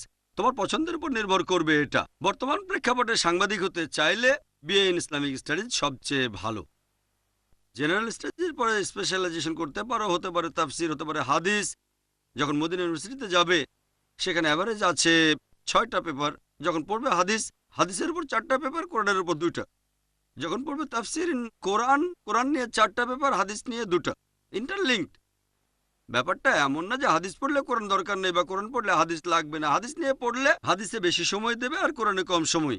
যখন কোরআনে স্পেশালাইজেশন করবে, হাদিসে যে কোরআনে বেশি সময় দেবে এমন না যে পুরোপুরি বাদ দিতে হবে। দুটোই ইন্টারলিঙ্কড। তারপর শরিয়া, তারপর লোগা, তোমার পছন্দের উপর। তবে যদি সাংবাদিক হতে চাও জেনারেল মিডিয়ার জন্য বিএ ইন ইসলামিক স্টাডিজ সবচেয়ে ভালো। তারপরে স্পেশালাইজ করো দাওয়ায়। দাওয়া হলো 2 প্রকার, একটা ইসলাম, মুসলিমদের সাথে আকীদা সম্পর্কে আলোচনা করা, আরেকটা অমুসলিমদের সাথে কথা বলে তাদের মনের ভুল দূর করা। এখানে আমি বলবো জেনারেল মিডিয়ার জন্য বিএ পড়ো, ইসলামিক স্টাডিজ, তারপর দাওয়ায় স্পেশালাইজেশন। কিভাবে অমুসলিমদের উত্তর দেবে, এতে করে ইসলামের বিরুদ্ধে বিভিন্ন অভিযোগের উত্তর দিতে পারবে আর ভুল ধারণাগুলো দূর করে দিতে পারবে। কারণ ইসলাম আর কম্পারেটিভ রিলিজিয়ন খুবই গুরুত্বপূর্ণ। যদি কম্পারেটিভ রিলিজিয়নের উপর ভিত্তি করে উত্তর দাও, সেটা আরও গ্রহণযোগ্য। পবিত্র কোরআনে আল্লাহ বলেছেন, সূরা ইমরান অধ্যায় নম্বর 3 আয়াত 64 বলা হয়েছে, তাআলাউ ইলা কালিমাতিন সাওয়াইন বাইনা বাইনাকুম। এসো সেই কথায় যা তোমাদের ও আমাদের মধ্যে এক। তাই আমার মধ্যে বিএ ইন ইসলামিক স্টাডিজ, দাওয়া আর কম্পারেটিভ রিলিজিয়ন খুবই গুরুত্বপূর্ণ। আশা করি উত্তরটা পেয়েছ। হ্যাঁ আনাস। আসসালামু আলাইকুম স্যার। ওয়ালাইকুম আসসালাম রহমতুল্লাহ বারাকাত। 2 ধরনের ফিল্ডে পড়াশোনা করার ব্যাপারে কি বলবেন? যেমন সায়েন্স, আর্টস, কমার্স, আর অন্যদিকে মনে করেন দাওয়া অথবা সায়েন্স আর ইসলামিক স্টাডিজ, এ ব্যাপারে কি বলবেন? প্রশ্ন করলে যে দুটো আলাদা ফিল্ড নিয়ে পড়া, এ ব্যাপারে আমার মতামতটা কি। ইসলামিক ফিল্ডের পাশাপাশি সায়েন্স হয়তো এক প্রতিষ্ঠানে, একটা অন্য প্রতিষ্ঠানে আরেকটা, একই সাথে করা যাবে কিনা কঠিন হবে। কারণ আমাদের কোর্সগুলো ফুল টাইম। শুধু ফুল টাইমে না, সারাদিনও লেগে যায়। লোকে এটাকে বলে ডে স্কুল, 8টা থেকে 4:30 পর্যন্ত। তবে হিফজ করলে সেটা হয়ে যাবে 7:30 পর্যন্ত। একসাথে 2 জায়গায় কন্টিনিউ করতে পারবে না। তুমি এখানে কিছুদিন ছুটি নিতে পারো, অথবা এখানে পড়া শেষ করে অন্য জায়গায় পড়তে পারো। তবে একসাথে পড়াটা কঠিন। একসাথে আইএএস আর অন্য জায়গায় পড়া, এটা আমাদের ক্লাসগুলো অনেক লম্বা। হ্যাঁ, পার্ট টাইম কিছু পড়তে পারো, ফুল টাইম না। এখন একসাথে ইসলামিক স্টাডিজ আর সায়েন্স পড়া, এ ব্যাপারে আমার মতামত কি। হ্যাঁ, পড়তে পারো। এই উত্তরটা আমি আগেও দিয়েছি। ধরো তুমি 12 স্ট্যান্ডার্ড পাস করে মেডিকেল কলেজে ভর্তি হলে, এটা সায়েন্স ফিল্ড, অন্যতম সেরা সায়েন্স ফিল্ড। প্রথমে আছে মেডিকেল, তারপর ইঞ্জিনিয়ারিং। হ্যাঁ, অবশ্যই পড়তে পারো। তবে তোমার প্রধান উদ্দেশ্য হবে তোমার নিজেকে আর অন্যদেরকে আল্লাহর কাছাকাছি নিয়ে যাওয়া। সামর্থ্যের উপর নির্ভর করবে। লক্ষ্য ঠিক থাকলে অনেক কিছু করা সম্ভব হবে। কোনো মানুষ অসুস্থ হয়ে পড়লে যদি কেউ তার ট্রিটমেন্ট করে, তার জন্য, যদিও এটা সত্যি না, দুর্ভাগ্যজনকভাবে তার কাছে ঈশ্বরের পরে সেই ডাক্তার। যদিও ইসলামিক ধারণা এমন না, এমনিতে সাধারণ মানুষের কাছে ঈশ্বরের পরে স্থান হচ্ছে ডাক্তার। ডাক্তার যা বলে ঠিক। ডাক্তার ভালো পেশা, এই পেশায় যাওয়া মোটেও খারাপ না। তবে যদি আমাকে জিজ্ঞেস করো কোনটা বেশি ভালো, যদি আমার ডাক্তার হওয়ার অপশন থাকে ফুল টাইম বা দায়ী, আমি বলবো দায়ী। কেউ বললো ঠিক আছে 5 বছর মেডিসিন পড়বো আমি, তারপর আপনার মতো দায়ী হয়ে যাব। আমি যখন মেডিকেল কলেজে ভর্তি হই তখন জানতাম না দাওয়া নামে একটা ফিল্ড আছে। আমি খুশি যে মেডিকেল পড়া শেষ করেছিলাম। তারপর শেখ দিদাদের সাথে পরিচয় হলো, তোমরা হয়তো জানো। আমি যখন সেকেন্ড ইয়ারে বোম্বের নায়ার হাসপাতালে, তখন দাওয়ার কাজ আমি শুরু করেছিলাম। তারপর যখন ডাক্তারি পাশ করলাম, অনেক সময় হয়তো তোমাদের বাবা মার ইন্টারভিউ নিয়েছি, হয়তো তোমার না অন্য কারো। প্রশ্ন করতাম আপনি কি চান, ছেলে বড় হয়ে কি হবে, মেয়ে বড় হয়ে কি হবে, বেশিরভাগই বলতো ডাক্তার। হ্যাঁ ডাক্তার। বাইরে সবাই এটাই মনে করে আমি সেখান থেকে এসেছি, যে ডাক্তার মানে শ্রেষ্ঠ।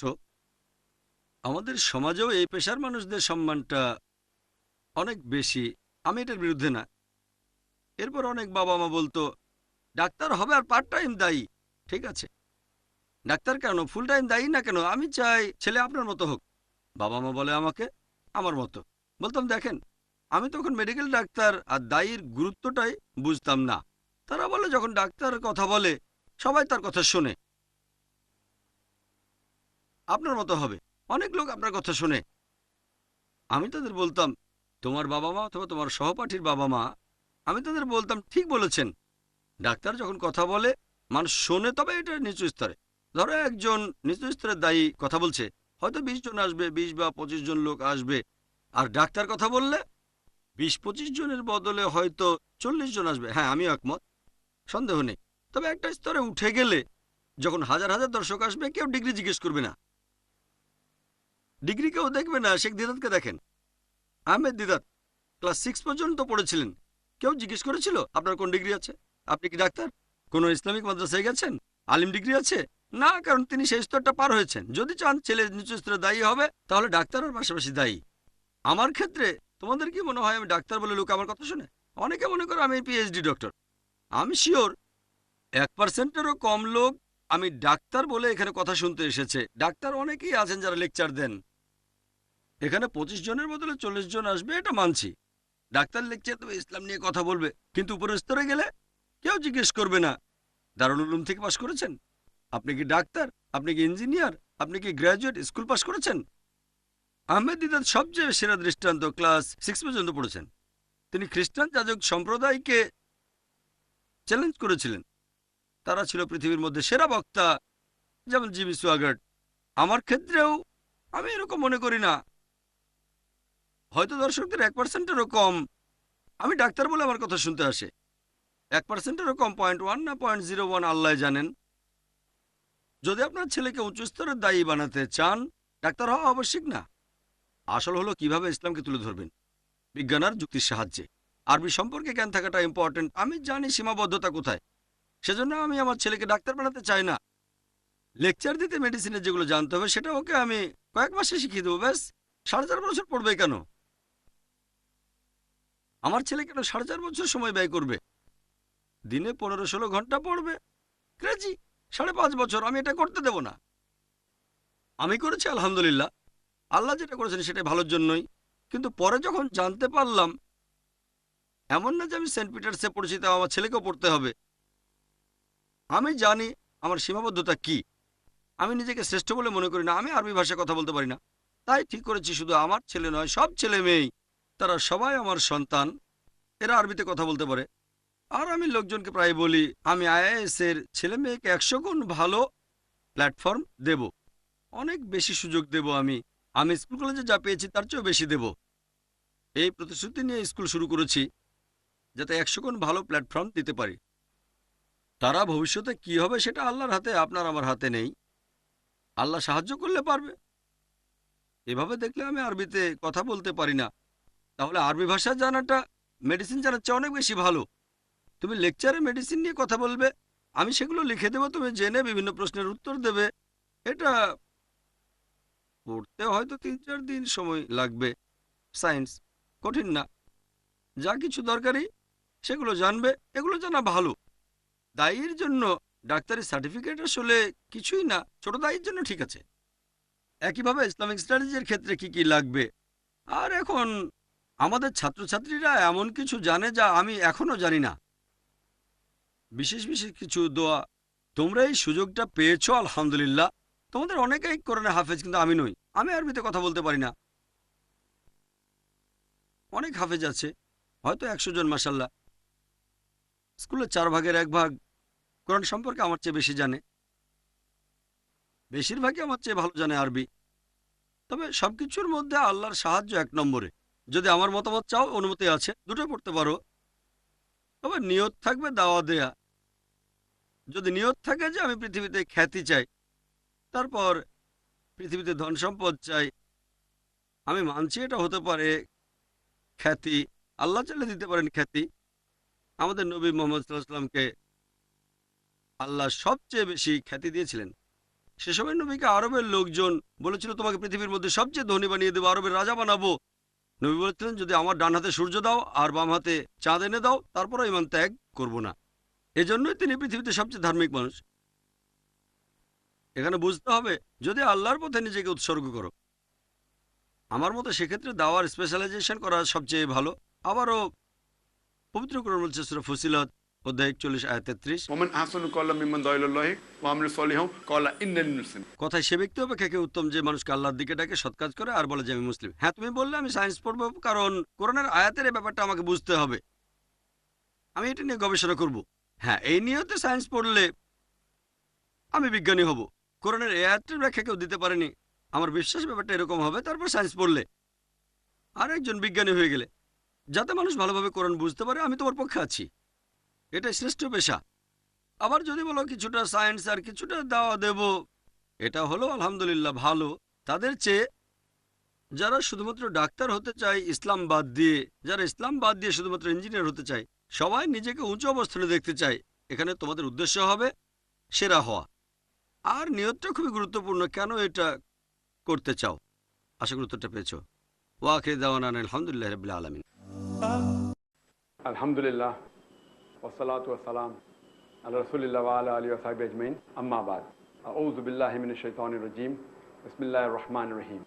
ওয়া মান আহসানু কওলাম মিম্মান দাআ ইলাল্লাহি ওয়া আমিলা সলিহান ক্বালা ইন্নানি মিনাল মুসলিমিন। রাব্বি ইশরাহ লি সাদরি ওয়া ইয়াসসির লি আমরি ওয়াহলুল উকদাতাম মিন লিসানি ইয়াফকাহু কাওলি। সবাইকে স্বাগত জানাই ইসলামিক সম্ভাষণে।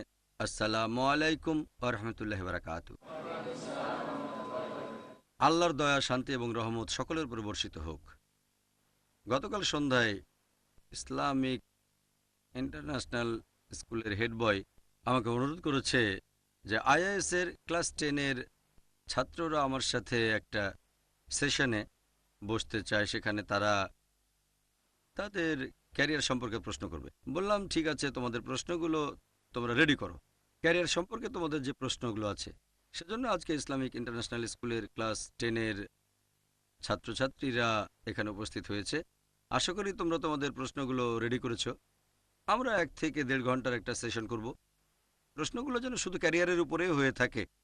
ইসলাম আর কম্পারেটিভ রিলিজিয়ন নিয়ে যে প্রশ্ন আছে বা ফিকা মাসাইল নিয়ে প্রশ্ন পরে হবে। এখন সেশনটা শুধুমাত্র ক্যারিয়ার গাইডেন্সের উপরে, তোমাদের ভবিষ্যৎ সম্পর্কে, স্কুল থেকে পাশ করার পরে কি করবে, বা কলেজ, আইজিসিএসসি পাশ করে কোন জায়গাটাতে তোমরা বেশি সময় দেবে, এগুলো সম্পর্কে বিভিন্ন প্রশ্ন করবে। কোথায় বেশি সময় দেবে, স্কুল কলেজ শেষ করে অথবা গ্র্যাজুয়েশন। এখন আলোচনা এগুলো নিয়েই। আসসালামু আলাইকুম। ওয়ালাইকুম আসসালাম রহমতুল্লাহ বারকাতু। আমার প্রশ্ন হলো, ক্লাস 10-এর পরে আমরা 3টা স্ট্রিট পাচ্ছি, সায়েন্স, আর্টস, কমার্স। এখন মনে করেন যে আমার ফোকাস আর্টসের উপর। এখন কেউ যদি সায়েন্স নিয়ে পড়তে চায় কলেজ পাশ করার পর, এদিকে সে আবার এই শিক্ষা প্রতিষ্ঠানের সাথে যুক্ত থাকতে চায়, তাহলে এমন অবস্থায় সে কি করতে পারে? যদি সে মেডিসিন নিয়ে পড়তে চায়, কিন্তু সে দেখলো যে মেডিসিন এখানে পড়ানো হয় না, তখন সে কি করতে পারে? মোহাম্মদ আলী প্রশ্ন করলে যে 11-12 স্ট্যান্ডার্ডে 3টা স্ট্রিম আছে, আর্টস, কমার্স, সায়েন্স। আর আমাদের গ্র্যাজুয়েশন কোর্সগুলোর বেশিরভাগের সাথে সম্পর্ক হচ্ছে আর্টসের। তবে 100% না, কারণ যদি বিএড করতে চাও সায়েন্সে, তখন সায়েন্স লাগবে। তাই বলুন, ওখানে সায়েন্স নেই। যদি সায়েন্সে বিএড করতে চাও তাহলে পড়বে সায়েন্স, তারপরে করবে বিএড। কারণ বিএড 3টা স্ট্রিমেই আছে, আর্টস, কমার্স, সায়েন্স। যদিও আর্টসই বেশি কমন। একজন আর্টস বিএড অনেক সাবজেক্ট পড়াতে পারে, সায়েন্স পিরিয়ডের চেয়ে সায়েন্স হলে পড়াতে পারবে ফিজিক্স, কেমিস্ট্রি, বায়োলজি আর নিচু লেভেলের সায়েন্স। চাইলে ম্যাথসও পড়াতে পারো, সমস্যা নেই। তবে বিএড আর্টসই বেশি কমন। তবে কেউ হয়তো মেডিসিন পড়তে চায়, আমাদের এখানে কি অপশন আছে? এখন হয়তো 5টা অপশন, তবে হাজার অপশন আছে। টার্গেট করবে সেটাই যেটা বেশি গুরুত্বপূর্ণ। আল্লাহ আমাদের সামর্থ্য দিলে সবগুলো অপশনই চালু করব ইনশাআল্লাহ। সেটা কখন হবে? আমার জীবনে হবে নাকি পরের জেনারেশনে, এই সেঞ্চুরি না পরের সেঞ্চুরি, সেটা আল্লাহ ভালো জানেন। তবে নিয়ত আছে। এখন আমরা সেই কোর্সগুলো রেখেছি যেগুলো আমাদের মতো মুসলিম উম্মার জন্য গুরুত্বপূর্ণ। প্রথমে টার্গেট করো যেটা বেশি গুরুত্বপূর্ণ। এই 5টা ব্রাঞ্চকে এখন আমরা বেশি গুরুত্বপূর্ণ বলে মনে করছি। যদি ডাক্তার হতে চাও তাহলে এখান থেকে এ লেভেল পাস করো, 12 স্ট্যান্ডার্ড মেডিকেল কলেজে ভর্তি হয়ে যাও। আর এজন্য তোমাকে সিইটি এক্সাম দিতে হবে যদি ভারতে হয়ে থাকে। বিদেশে গেলে তাদের টেস্টগুলো দিতে হবে, ফরেন এন্ট্রান্স এক্সাম। এখানে দেবে সিইটি এক্সাম। তারপর ইসলামিক ব্যাকগ্রাউন্ডটা ছেড়ে দিতে হবে। আমি এমন কোনো মেডিকেল কলেজের কথা জানি না যার পরিবেশ ইসলামিক। তবে এরকম কলেজে পড়েও একজন ছাত্র নিজেকে সরল পথে রেখে ডাক্তারি পাশ করতে পারে। তুমি ডাক্তার হওয়ার পাশাপাশি পার্ট টাইম দায়ী হতে পারো, আগেও বলেছি এই কথাটা। কিন্তু যদি বলো মেডিসিন পড়বো তারপর ফুল টাইম দায়ী, সময় নষ্ট করো না। আমি ডাক্তার জাকির নায়কের মতো হব, তাহলে সেন্ট পিটার্সে যাবে, আইএসএ কেন? যদি মোহাম্মদ সাল্লাল্লাহু আলাইহি ওয়াসাল্লামের মতো হতে চাও তাহলে মক্কায় জন্মাতে হবে। ঠিক, মোহাম্মদ সাল্লাল্লাহু আলাইহি ওয়াসাল্লাম যা বলেছেন সেগুলো আমাদের মেনে চলতে হবে। সুন্নাহর ক্ষেত্রে নবী যে নির্দেশ দিয়েছেন সেটা তার আমলের চেয়ে বেশি গুরুত্বপূর্ণ। যদি দুটোর বিরোধ হয়, আমাদের নবীর নির্দেশ আর নবীর আমল, তখন নির্দেশের গুরুত্ব আমলের চেয়ে বেশি। কারণ নবী নির্দেশ দিয়েছেন পুরোপুরি নিয়ত নিয়ে আর পরিস্থিতি বুঝে। আমল সেখানে সমস্যা থাকতে পারে। নবী বলেছেন দাঁড়িয়ে পানি পান করো না। সহিহ বুখারী বলছেন নবী দাঁড়িয়ে পানি পান করেছেন, মানে তখন হয়তো সমস্যা ছিল, তাই নির্দেশের গুরুত্ব বেশি। এখানে আমার আমল দেখলে দেখবে সেন্ট পিটার্সে, তবে আমার নির্দেশ হলো আইএএস বেশি ভালো। আমি নবীর সাথে নিজেকে তুলনা করছি না। তবে যদি আমার মতো হতে চাও, আমার উপদেশ মানতে চাও, একইভাবে আমি মেডিকেল কলেজে গেছি, আমার নির্দেশ হলো মেডিকেল কলেজে যেতে পারো, এটা খারাপ না। সেন্ট পিটার্সেও যেতে পারো, তবে এখানে ভালো হচ্ছে। যদি দায়ী হতে চাও, মেডিকেল কলেজ সবচেয়ে ভালো না। একইভাবে এরকম কিছু ব্যাপার আছে, একটা নির্দেশ আর একটা হচ্ছে আমল। এই আমলের মধ্যেও নবী অনেক কাজ করেছেন যেগুলোকে বলা হয়েছে সুন্নাহ, আর কিছুকে বলা হয়েছে মুবাহ। তিনি অনেক কিছু করেছেন, মরুভূমিতে বাস করেছেন। এখন মরুভূমিতে বাস করাটা এমনিতে সুন্নাহ না, এটা সুন্নাহ লুগুই। এখানে লুগুই মানে হলো ভাষাগতভাবে, সুন্নাহ মানে নবীর দেখানো পথ। নবী দাঁড়িয়ে পানি পান করেছেন, তাহলে এভাবে দেখলে দাঁড়িয়ে পানি পান করা সুন্নাহ। তবে ফিকা অনুযায়ী বসে পানি পান সুন্নাহ। দুই টাইপের সুন্নাহ, একটা ফিকা আরেকটা হলো ভাষাগত। তাহলে দাঁড়িয়ে বা বসে পানি পান দুটোই লুগুই সুন্নাহ। নবী দাঁড়িয়ে পান করেছেন। তবে ফিকি সুন্নাতে শুধু বসে পান ফিকি সুন্নাহ। একইভাবে যদি দেখো, যদি সেখানে পড়তে চাও অবশ্যই পারবে। তবে এভাবে বলতে পারবে না যে আমি ডক্টর জাকির নায়কের মতো হব, উনি মেডিকেল কলেজে গেছেন আমিও যাব। আমার নির্দেশ হলো অন্যটা। তারপরও পড়তে চাইলে পড়তে পারো, সমস্যা নেই। যদি খুব আগ্রহ থাকে যে না আমি শুধু একজন ডাক্তার হতে চাই, হ্যাঁ পড়তে পারো। ডাক্তার হওয়া তো হারাম না, এটা ভালো। তবে খেয়াল রাখবে তুমি যদি ডাক্তার হও তাহলে রোগীদের যেন আল্লাহর কাছাকাছি নিতে পারো, তুমি আল্লাহ সুবহানাহু ওয়া তাআলার কাছাকাছি নিজেও থাকতে পারো। পেশার মধ্যে এতই ডুবে যাবে না যে স্কুলে কোরআন সুন্নাহ যা কিছু শিখেছিলে সবই ভুলে গেলে। আশা করি উত্তরটা পেয়েছো। কোনো ছাত্রী প্রশ্ন করবে? হ্যাঁ বোন বলেন। আসসালামু আলাইকুম। ওয়ালাইকুম আসসালাম রহমতুল্লাহ বারাকাতুহু। সবাই এরকম মনে করে যে কেউ যদি দাওয়া বা অন্য কোনো ইসলামিক ফিল্ডে যায় তাহলে সে একজন ডাক্তার বা অন্যান্য পেশাজীবীর মতো উপার্জন করতে পারবে না। আপনি বললেন যে আপনি কিছু ব্যবসাও করেন। এখন এটা কি সম্ভব যে একজন ফুল টাইম দায়ী হলো, পাশাপাশি আরো কিছু ব্যবসা করলো, যাতে করে সে একজন ডাক্তার বা ব্যবসায়ীর মতো উপার্জন করতে পারে? করতে পারলে আপনি কি বলবেন, সেটা কিভাবে সম্ভব? খুব সুন্দর প্রশ্ন করেছেন। এটা কি সম্ভব যে একজন লোক ফুল টাইম দায়ী হবে আর পাশাপাশি করবে পার্ট টাইম বিজনেস? আমি যেমন করছি। একজন ডাক্তারের সমান আয় করবে অথবা আরো বেশি, এটা নির্ভর করে এক একজনের সামর্থ্যের উপর। যদি আমি ফুল টাইম ব্যবসা করতাম, ইনশাল্লাহ ইনশাল্লাহ আমার পক্ষে $1 মিলিয়ন রোজগার করাও সহজ। $1 মিলিয়ন মানে মাসে 4 থেকে 5 কোটি টাকা। আমি ব্যবসা করলে এরকমই করতে পারতাম। তবে আমি টাকা আয় করতে আসিনি। তাই কি করি, প্রতি মাসে একদিন এই ব্যবসাগুলোর পেছনে সময় দিই। সব একসাথে না, প্রতি সপ্তাহে হয়তো 2-1 ঘন্টা সময় দিই, বা সপ্তাহে 3 ঘন্টা। এসব ব্যবসায় কোটি টাকারও বেশি উপার্জন হচ্ছে মাশাআল্লাহ। প্রতি মাসে 10 থেকে 20 লাখ টাকা উপার্জন হচ্ছে। আল্লাহ আমাকে সামর্থ্য দিয়েছেন। আমি যেটা করছি, আমি বলি যে পুরো সময়টা আল্লাহ সুবহানাহু ওয়া তাআলার পথে ব্যয় করছি। টাকা রোজগার করার চেয়ে এই সময়টা আমার কাছে বেশি গুরুত্বপূর্ণ। আমার অপশন দুটো, একটা পুরোপুরি ব্যবসা করব, আমি মাসে 4 কোটি টাকা ইনকাম করব, আল্লাহর পথে দেব, আল্লাহর খাতিরে টাকা দান করে দেব, অথবা মাসে একটা দিন সময় ব্যয় করব, প্রতি মাসে 10-20 লাখ টাকা ইনকাম করব, ঠিক? আর বাকি সময়টা আল্লাহর কাজে লাগাবো। আমি প্রতিষ্ঠান থেকে কোনো রকম বেতন নিই না, টাকা আমি দান করে দিই। এখন সবার তো এই সামর্থ্য নেই, কারো সামর্থ্য থাকলে এটাই সবচেয়ে ভালো, সবচেয়ে ভালো। তবে সবার এই সামর্থ্য নাও থাকতে পারে, কারণ অনেক মানুষ বুঝতে পারে না যে টাকাই জীবনের সবচেয়ে গুরুত্বপূর্ণ জিনিস না। বেশিরভাগ মানুষই ভাবে টাকাই বেশি গুরুত্বপূর্ণ। সবাই ভাবে আরে ভালো করছে কারণ সেখানে টাকা খরচ করা হচ্ছে। ইন্ডিয়ান এক্সপ্রেসে একটা ইন্টারভিউ দিয়েছিলাম, আমার কিছু উত্তর তাদের ঠিক পছন্দ হয়নি। প্রশ্ন করলো, আপনাদের আইআরএফ এর বাজেট কত? আমি বললাম, কেন ভাবছেন যে সফল হতে গেলে টাকাই অবশ্য প্রয়োজন? না না, টাকা তো লাগবে। আমি বললাম, ভালো, টপ 10 এর মধ্যে আমরা সবার পেছনে। যদি 10টা গুরুত্বপূর্ণ কথা ভাবি একটা সফল ইসলামিক প্রতিষ্ঠানের জন্য, টাকা অবশ্যই লাগবে, এটা একেবারে 10 নম্বরে। একটা উদাহরণ দিই। একবার হযরত ওমর রাদিয়াল্লাহু আনহু, ইসলামের দ্বিতীয় খলিফা, সাহাবীগণ ছিলেন একটা রুমে। তিনি প্রশ্ন করলেন, তোমরা কি এ ব্যাপারে আল্লাহর কাছে দোয়া করছো যে যাতে রুমটা ভর্তি হয়ে যায় আর রুমটাকে আল্লাহ তাআলার কাজে তোমরা ব্যবহার করতে পারো? এক সাহাবী বললেন যে আমি আল্লাহর কাছে দোয়া করি এই রুমটা যেন সোনায় একবারে ভর্তি হয়ে যায়, যাতে সেগুলো আল্লাহ সুবহানাহু ওয়া তাআলার পথে ব্যয় করতে পারি। হযরত ওমর বললেন, আরো ভালো কিছু দোয়া করো তোমরা। আরেকজন সাহাবী বললেন, আমি আল্লাহ সুবহানাহু ওয়া তাআলার কাছে দোয়া করি এই রুমটা যেন রুবি, ডায়মন্ড আর দামি পাথরে ভরে যায়, তারপর সেগুলোকে আল্লাহ সুবহানাহু ওয়া তাআলার পথে ব্যয় করব। হযরত ওমর রাদিয়াল্লাহু আনহু বললেন, আরো ভালো কিছু চাও। সাহাবী বললেন, ইয়া আমিরুল মুমিনিন, হে মুমিনদের নেতা, আপনি বলেন কোনটা ভালো? তখন হযরত ওমর রাদিয়াল্লাহু আনহু বললেন, আমি আল্লাহ তাআলার কাছে দোয়া করি যেন এই রুমটা একেবারে ভর্তি হয়ে যায় দায়ীতে, যেমন মাহাজ ইবনে জাবাল, আব্দুর রহমান বিন আউফ, যাতে করে আমি তাদেরকে আল্লাহর পথে নিয়োজিত করতে পারি। পার্থক্যটা দেখেন, তারাও সাহাবী। এটা ভুল না যখন তারা বলছেন আমি চাই সোনায় ভরে যাক?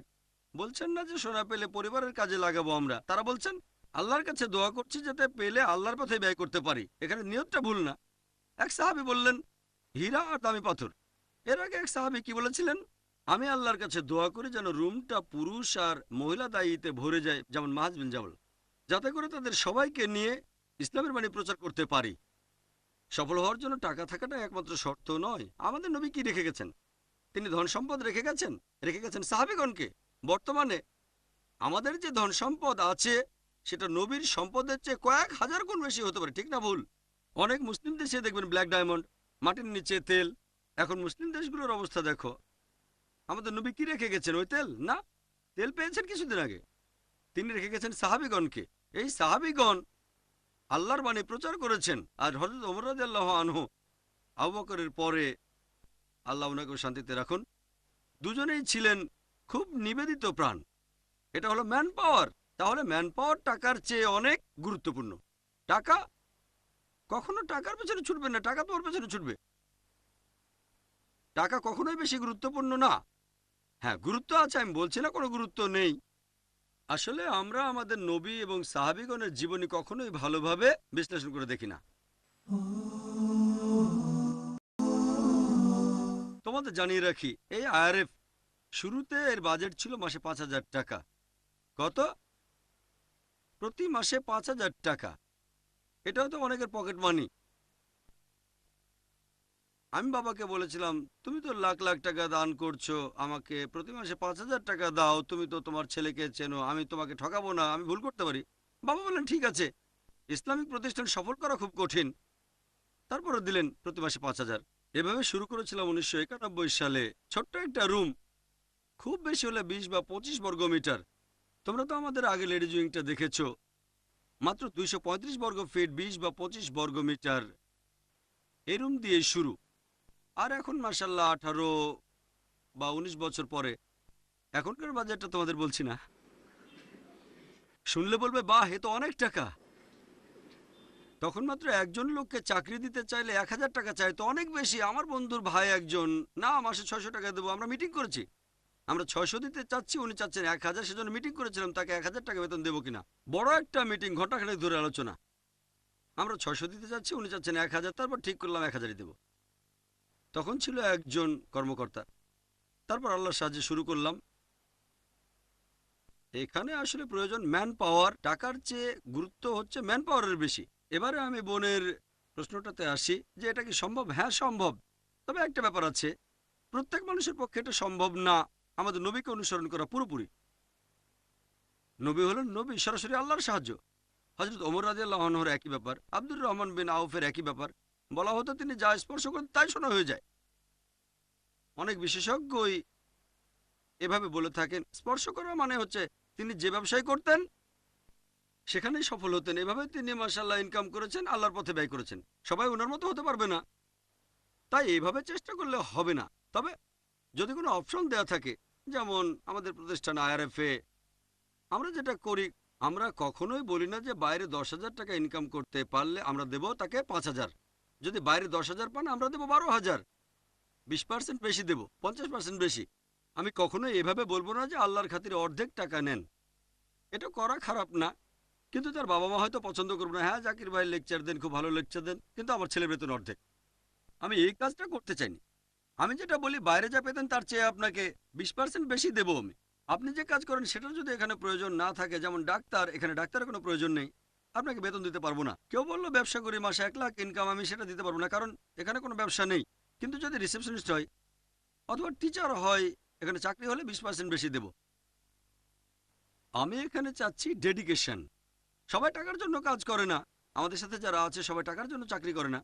তবে আমি বলি টাকার জন্য চাকরি করলেও আমার কোনো সমস্যা নেই, যদি আপনি আল্লাহর পথে কাজ করেন তাহলে ঠিক আছে। চাকরি ছেড়েছি কারণ 20% বেশি, এখন ইসলামিক কাজ করছি, আলহামদুলিল্লাহ ভালো, এখানে কোনো সমস্যা নেই।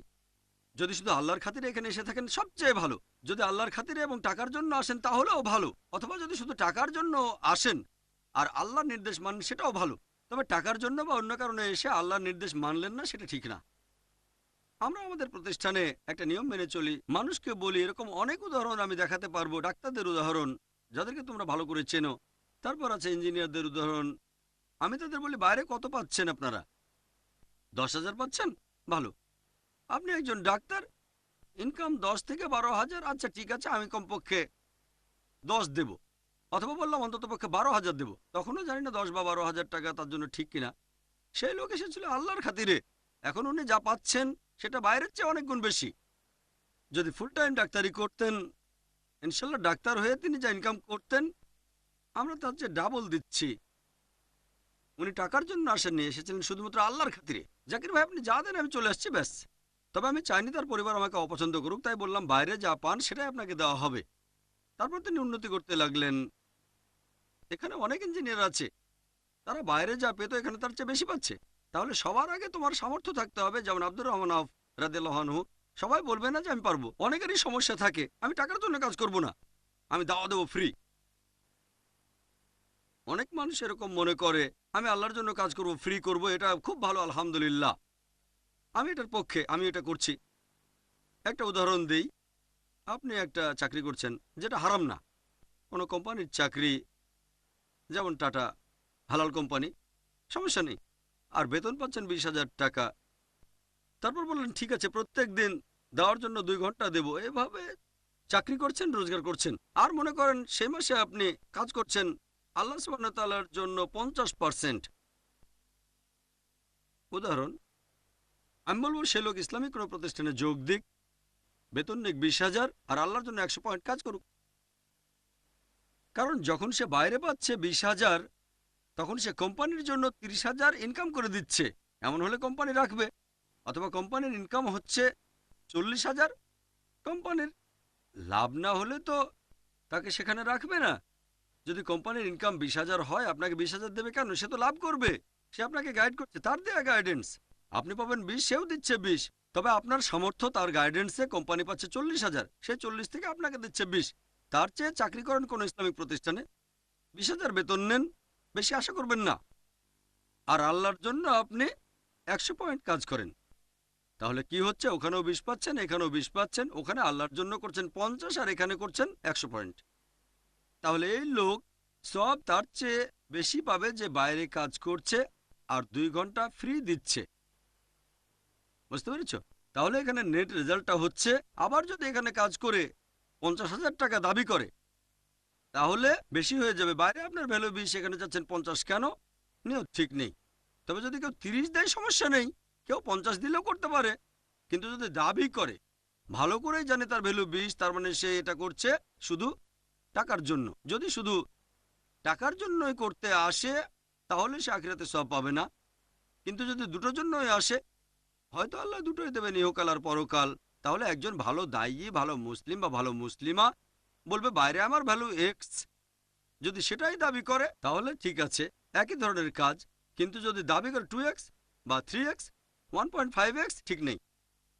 আপনাকে যে চাকরি দিচ্ছে সে যদি বেশি দেয় সেটা তার ব্যাপার। এখন অনেক মানুষের হয়তো এরকম সুযোগ নেই। কারো আছে, যেমন আব্দুর রহমান বিন আউফ রাদিয়াল্লাহু আনহু, অথবা সেই আমলের সাহাবিগণ বা মোহাম্মদ সাল্লাল্লাহু সাল্লাম পার্ট টাইম কিছু করতে পারতেন। কারো হয়তো আছে। যদি সেই কাজটা করার চেষ্টা করেন তাহলে কি হবে? আগে হয়তো আল্লাহর জন্য 100 পয়েন্ট কাজ করতেন, এখন করবেন 10 পয়েন্ট আল্লাহর জন্য। অনেকে বলে, ভাই জাকির আমি ভলেন্টিয়ার হব। ভলেন্টিয়ারদের বোঝাতে আমার সময় নষ্ট করতে হবে। আমার সময় গুরুত্বপূর্ণ, তাই বলি ভলেন্টিয়ার লাগবে না ভাই, দরকার হলে জানাবো।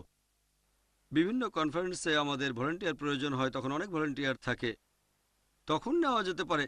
কিন্তু রিসেপশনিস্ট হিসেবেও কি একজন ভলেন্টিয়ার রাখবো? একদিন একজন, তারপরের দিন আরেকজন, তারপরের দিন আরেকজন। প্রফেশনাল কাজ এভাবে হয় না। নিচু স্তরও হতে পারে। এরকম করেছি যখন ছোট ছিলাম। বাজেট 5,000, একজন কর্মকর্তা, তখন অনেক ভলেন্টিয়ার ছিল। তবে ভলেন্টিয়ারদেরকে আমার সাথে সাথে রাখতে গেলে তাদেরকে সময় দিতে হবে। আমার সময়টা গুরুত্বপূর্ণ। তাহলে বুঝতে হবে আমরা একসাথে কাজ করতে পারি, তবে সবার হয়তো সামর্থ্য নেই। আরেকটা ব্যাপার, যদি হন পার্ট টাইম ব্যবসায়ের ফুল টাইম দায়ী, তাহলে দেওয়ার কাজ বাদ দেওয়ার সম্ভাবনাটা অনেক ক্ষেত্রে এরকম হয়, আরে এ তো অনেক টাকা পাচ্ছি, আচ্ছা আর একদিন কাজ করে নিই, 1 কোটির বদলে 2 কোটি পাবো। আরেকদিন কাজ করি। টাকার প্রতি এই ভালোবাসা, এইটা সামলানো খুবই কঠিন মানুষের জন্য। বিপথে যাওয়ার সম্ভাবনা অনেক বেশি থাকে। আচ্ছা ঠিক আছে, প্রতি মাসে একদিন, আর একদিন কাজ করি, কি হবে, সমস্যা নেই। আরেকদিন করলেই তো 2 কোটি পাবো, 1 কোটি তো হয় না। তারপর 3। আমাদের নবী মোহাম্মদ সাল্লাল্লাহু আলাইহি ওয়াসাল্লাম বলেছেন, যদি আল্লাহ কোনো মানুষকে একটা সোনার পাহাড় দান করেন সে আরো একটা চাইবে, আল্লাহ 2টো সোনার পাহাড় দান করলে সে আরো একটা চাইবে। এভাবে মানুষের চাহিদার কোনো সীমা পরিসীমা নেই। আমাদের বুঝতে হবে যে খুব কম মানুষই জীবনে টাকার মোহ থেকে বেরিয়ে আসতে পারে, সবাই পারবে না। তাই ভালো হয় আপনি ফুল টাইম দেওয়ার কাজ করেন। আপনি জানেন প্রতিষ্ঠান আপনার সামর্থ্যকে কাজে লাগাবে। যদি মনে করেন আপনার সামর্থ্য অনুযায়ী কেউ বেতন দিতে পারবে না, আপনার যে সামর্থ্য আছে সেটা দেওয়ার কাজে লাগবে না, তখন যদি কোনো প্রতিষ্ঠানে যান যে আমি এই কাজে বিশেষজ্ঞ একজন, অথবা আমি বিশেষজ্ঞ হয়তো ইঞ্জিনিয়ারিংয়ে, সেটার এখানে কোনো দরকার নেই। কিন্তু যদি বাইরে চাকরি করেন, হয়তো টাটা কোম্পানি অথবা রিলায়েন্স কোম্পানি অথবা বিড়লা কোম্পানি, তাহলে হয়তো 50,000 পাবেন আপনি। ইসলামিক প্রতিষ্ঠানে গেলে হয়তো পাবেন 10,000 টাকা। এরকম হলে বলবো ঠিক আছে, আপনি বাইরে কাজ করেন আর প্রত্যেক দিন দেন 1 ঘন্টা বা সপ্তাহে 1 ঘন্টা, ঠিক আছে। অথবা অর্ধেক দিন কাজ করলেন আর 25,000 টাকা পেলেন, তাও ঠিক আছে। আমি আমার স্টাফদের বলি, আল্লাহ সবকিছু জানেন। এখন আমাদের মাশাআল্লাহ কয়েকশো staff, low level, mid level, higher level. আপনি আগে জানেন না, হয়তো আমার চেয়ে সওয়াব বেশি পাবেন। আমি ফ্রি কাজ করছি তার মানে এই না যে আমি অবশ্যই আপনার চেয়ে বেশি সওয়াব পাবো। এ কথা বলতেই পারি না। বলতে পারেন আমি ফ্রি কাজ করছি, বেশি সময় কাজ করছি, গড়ে প্রতিদিন 18 ঘন্টা দিচ্ছি, 17-18 ঘন্টা। ছুটির দিনগুলো বাদ দিলে দেখবেন দিনে 20 ঘন্টারও বেশি গড়ে। অন্যান্য স্টাফরা সাপ্তাহিক ছুটি পায়, এছাড়াও মাসে 2টো ছুটি পেইড লিভ, 24 দিন অফিস করে। আমি প্রতি মাসে 28-29 দিন অফিস করি। 4টা ছুটির দিন বাদ দিয়ে যদি ভাগ করে দেখেন, দিনে 20 ঘন্টারও বেশি। এখন বলতে পারবো না, যেহেতু বেশি সময় ধরে কাজ করি, যেহেতু ফ্রি কাজ করি, বিভিন্ন ফাউন্ডেশনে টাকা দান করি, তাই সব বেশি পাবো, এটা আল্লাহ জানেন। আল্লাহ আমাকে সবকিছু দিয়েছেন ফ্রি। জানি না, হয়তো আমাদের প্রতিষ্ঠানে যে আমাকে সাহায্য করছে সে আমার চেয়ে সব বেশি পাচ্ছে। হতে পারে হেল্পার, হতে পারে অ্যাডমিনে আছে, হতে পারে একজন ম্যানেজার। আল্লাহ সবকিছু ভালো জানেন। তিনি প্রত্যেক মানুষকে একটা নির্দিষ্ট সামর্থ্য দিয়েছেন। আগে থেকে জানলে তো আরাম করতাম। বলতে পারবো না যে এতক্ষণ ধরে জার্নি করেছি, এত সময় ব্যয় করেছি, আমার বেহেশত কনফার্ম, এটা বলতে পারবো না। আমরা আল্লাহর কাছে দোয়া করব, আল্লাহ আমাকে বেহেশতে নিও। সেজন্য আল্লাহ আপনার সামর্থ্য আর সুযোগ সুবিধা বিবেচনা করে তারপর আপনাকে পুরস্কার দেবেন। আমি বলি আল্লাহ আমাকে অনেক সুযোগ সুবিধা দিয়েছেন, প্রতিদানে যা করছি সেটা অনেক কম। এই কারণে আমি আরো চেষ্টা করে যাচ্ছি। আল্লাহ আমাকে অনেক সুযোগ সুবিধা দিয়েছেন, হতে পারে সেটা সামর্থ্য অথবা টাকা, সে যাই হোক না কেন, এজন্য আমাকে বেশি জবাবদিহি করতে হবে। ব্যাপারটা এমন না যে বেশি কাজ করেছি বলে সব বেশি পাবো আমি। এটা নির্ভর করছে আল্লাহর উপর। আল্লাহ যদি আমাকে দিয়ে থাকেন সেটা হচ্ছে আল্লাহর দয়া। হাজা মিন ফজলে রাব্বি, এর কারণ হচ্ছে আল্লাহর ফজল, আল্লাহ সুবহানাহু ওয়া তাআলার দয়া। এটা আমার প্রাপ্য না। যদি এই নিয়তে কোনো পেশায় যান, কোনো চাকরি নেন, এরকম ভাববেন না যে আমি ফ্রি কাজ করব অথবা কত পাবো। এভাবে সামর্থ্যের বিচারে আল্লাহর জন্য যতখানি ত্যাগ করতে পারেন সেটাই আসল। আশা করি উত্তরটা পেয়েছেন। ওয়া আখিরি দাওয়ানা আলহামদুলিল্লাহি রাব্বিল আলামিন। In a cell away from his family. Is there a father in this world who would not defend justice and rights till the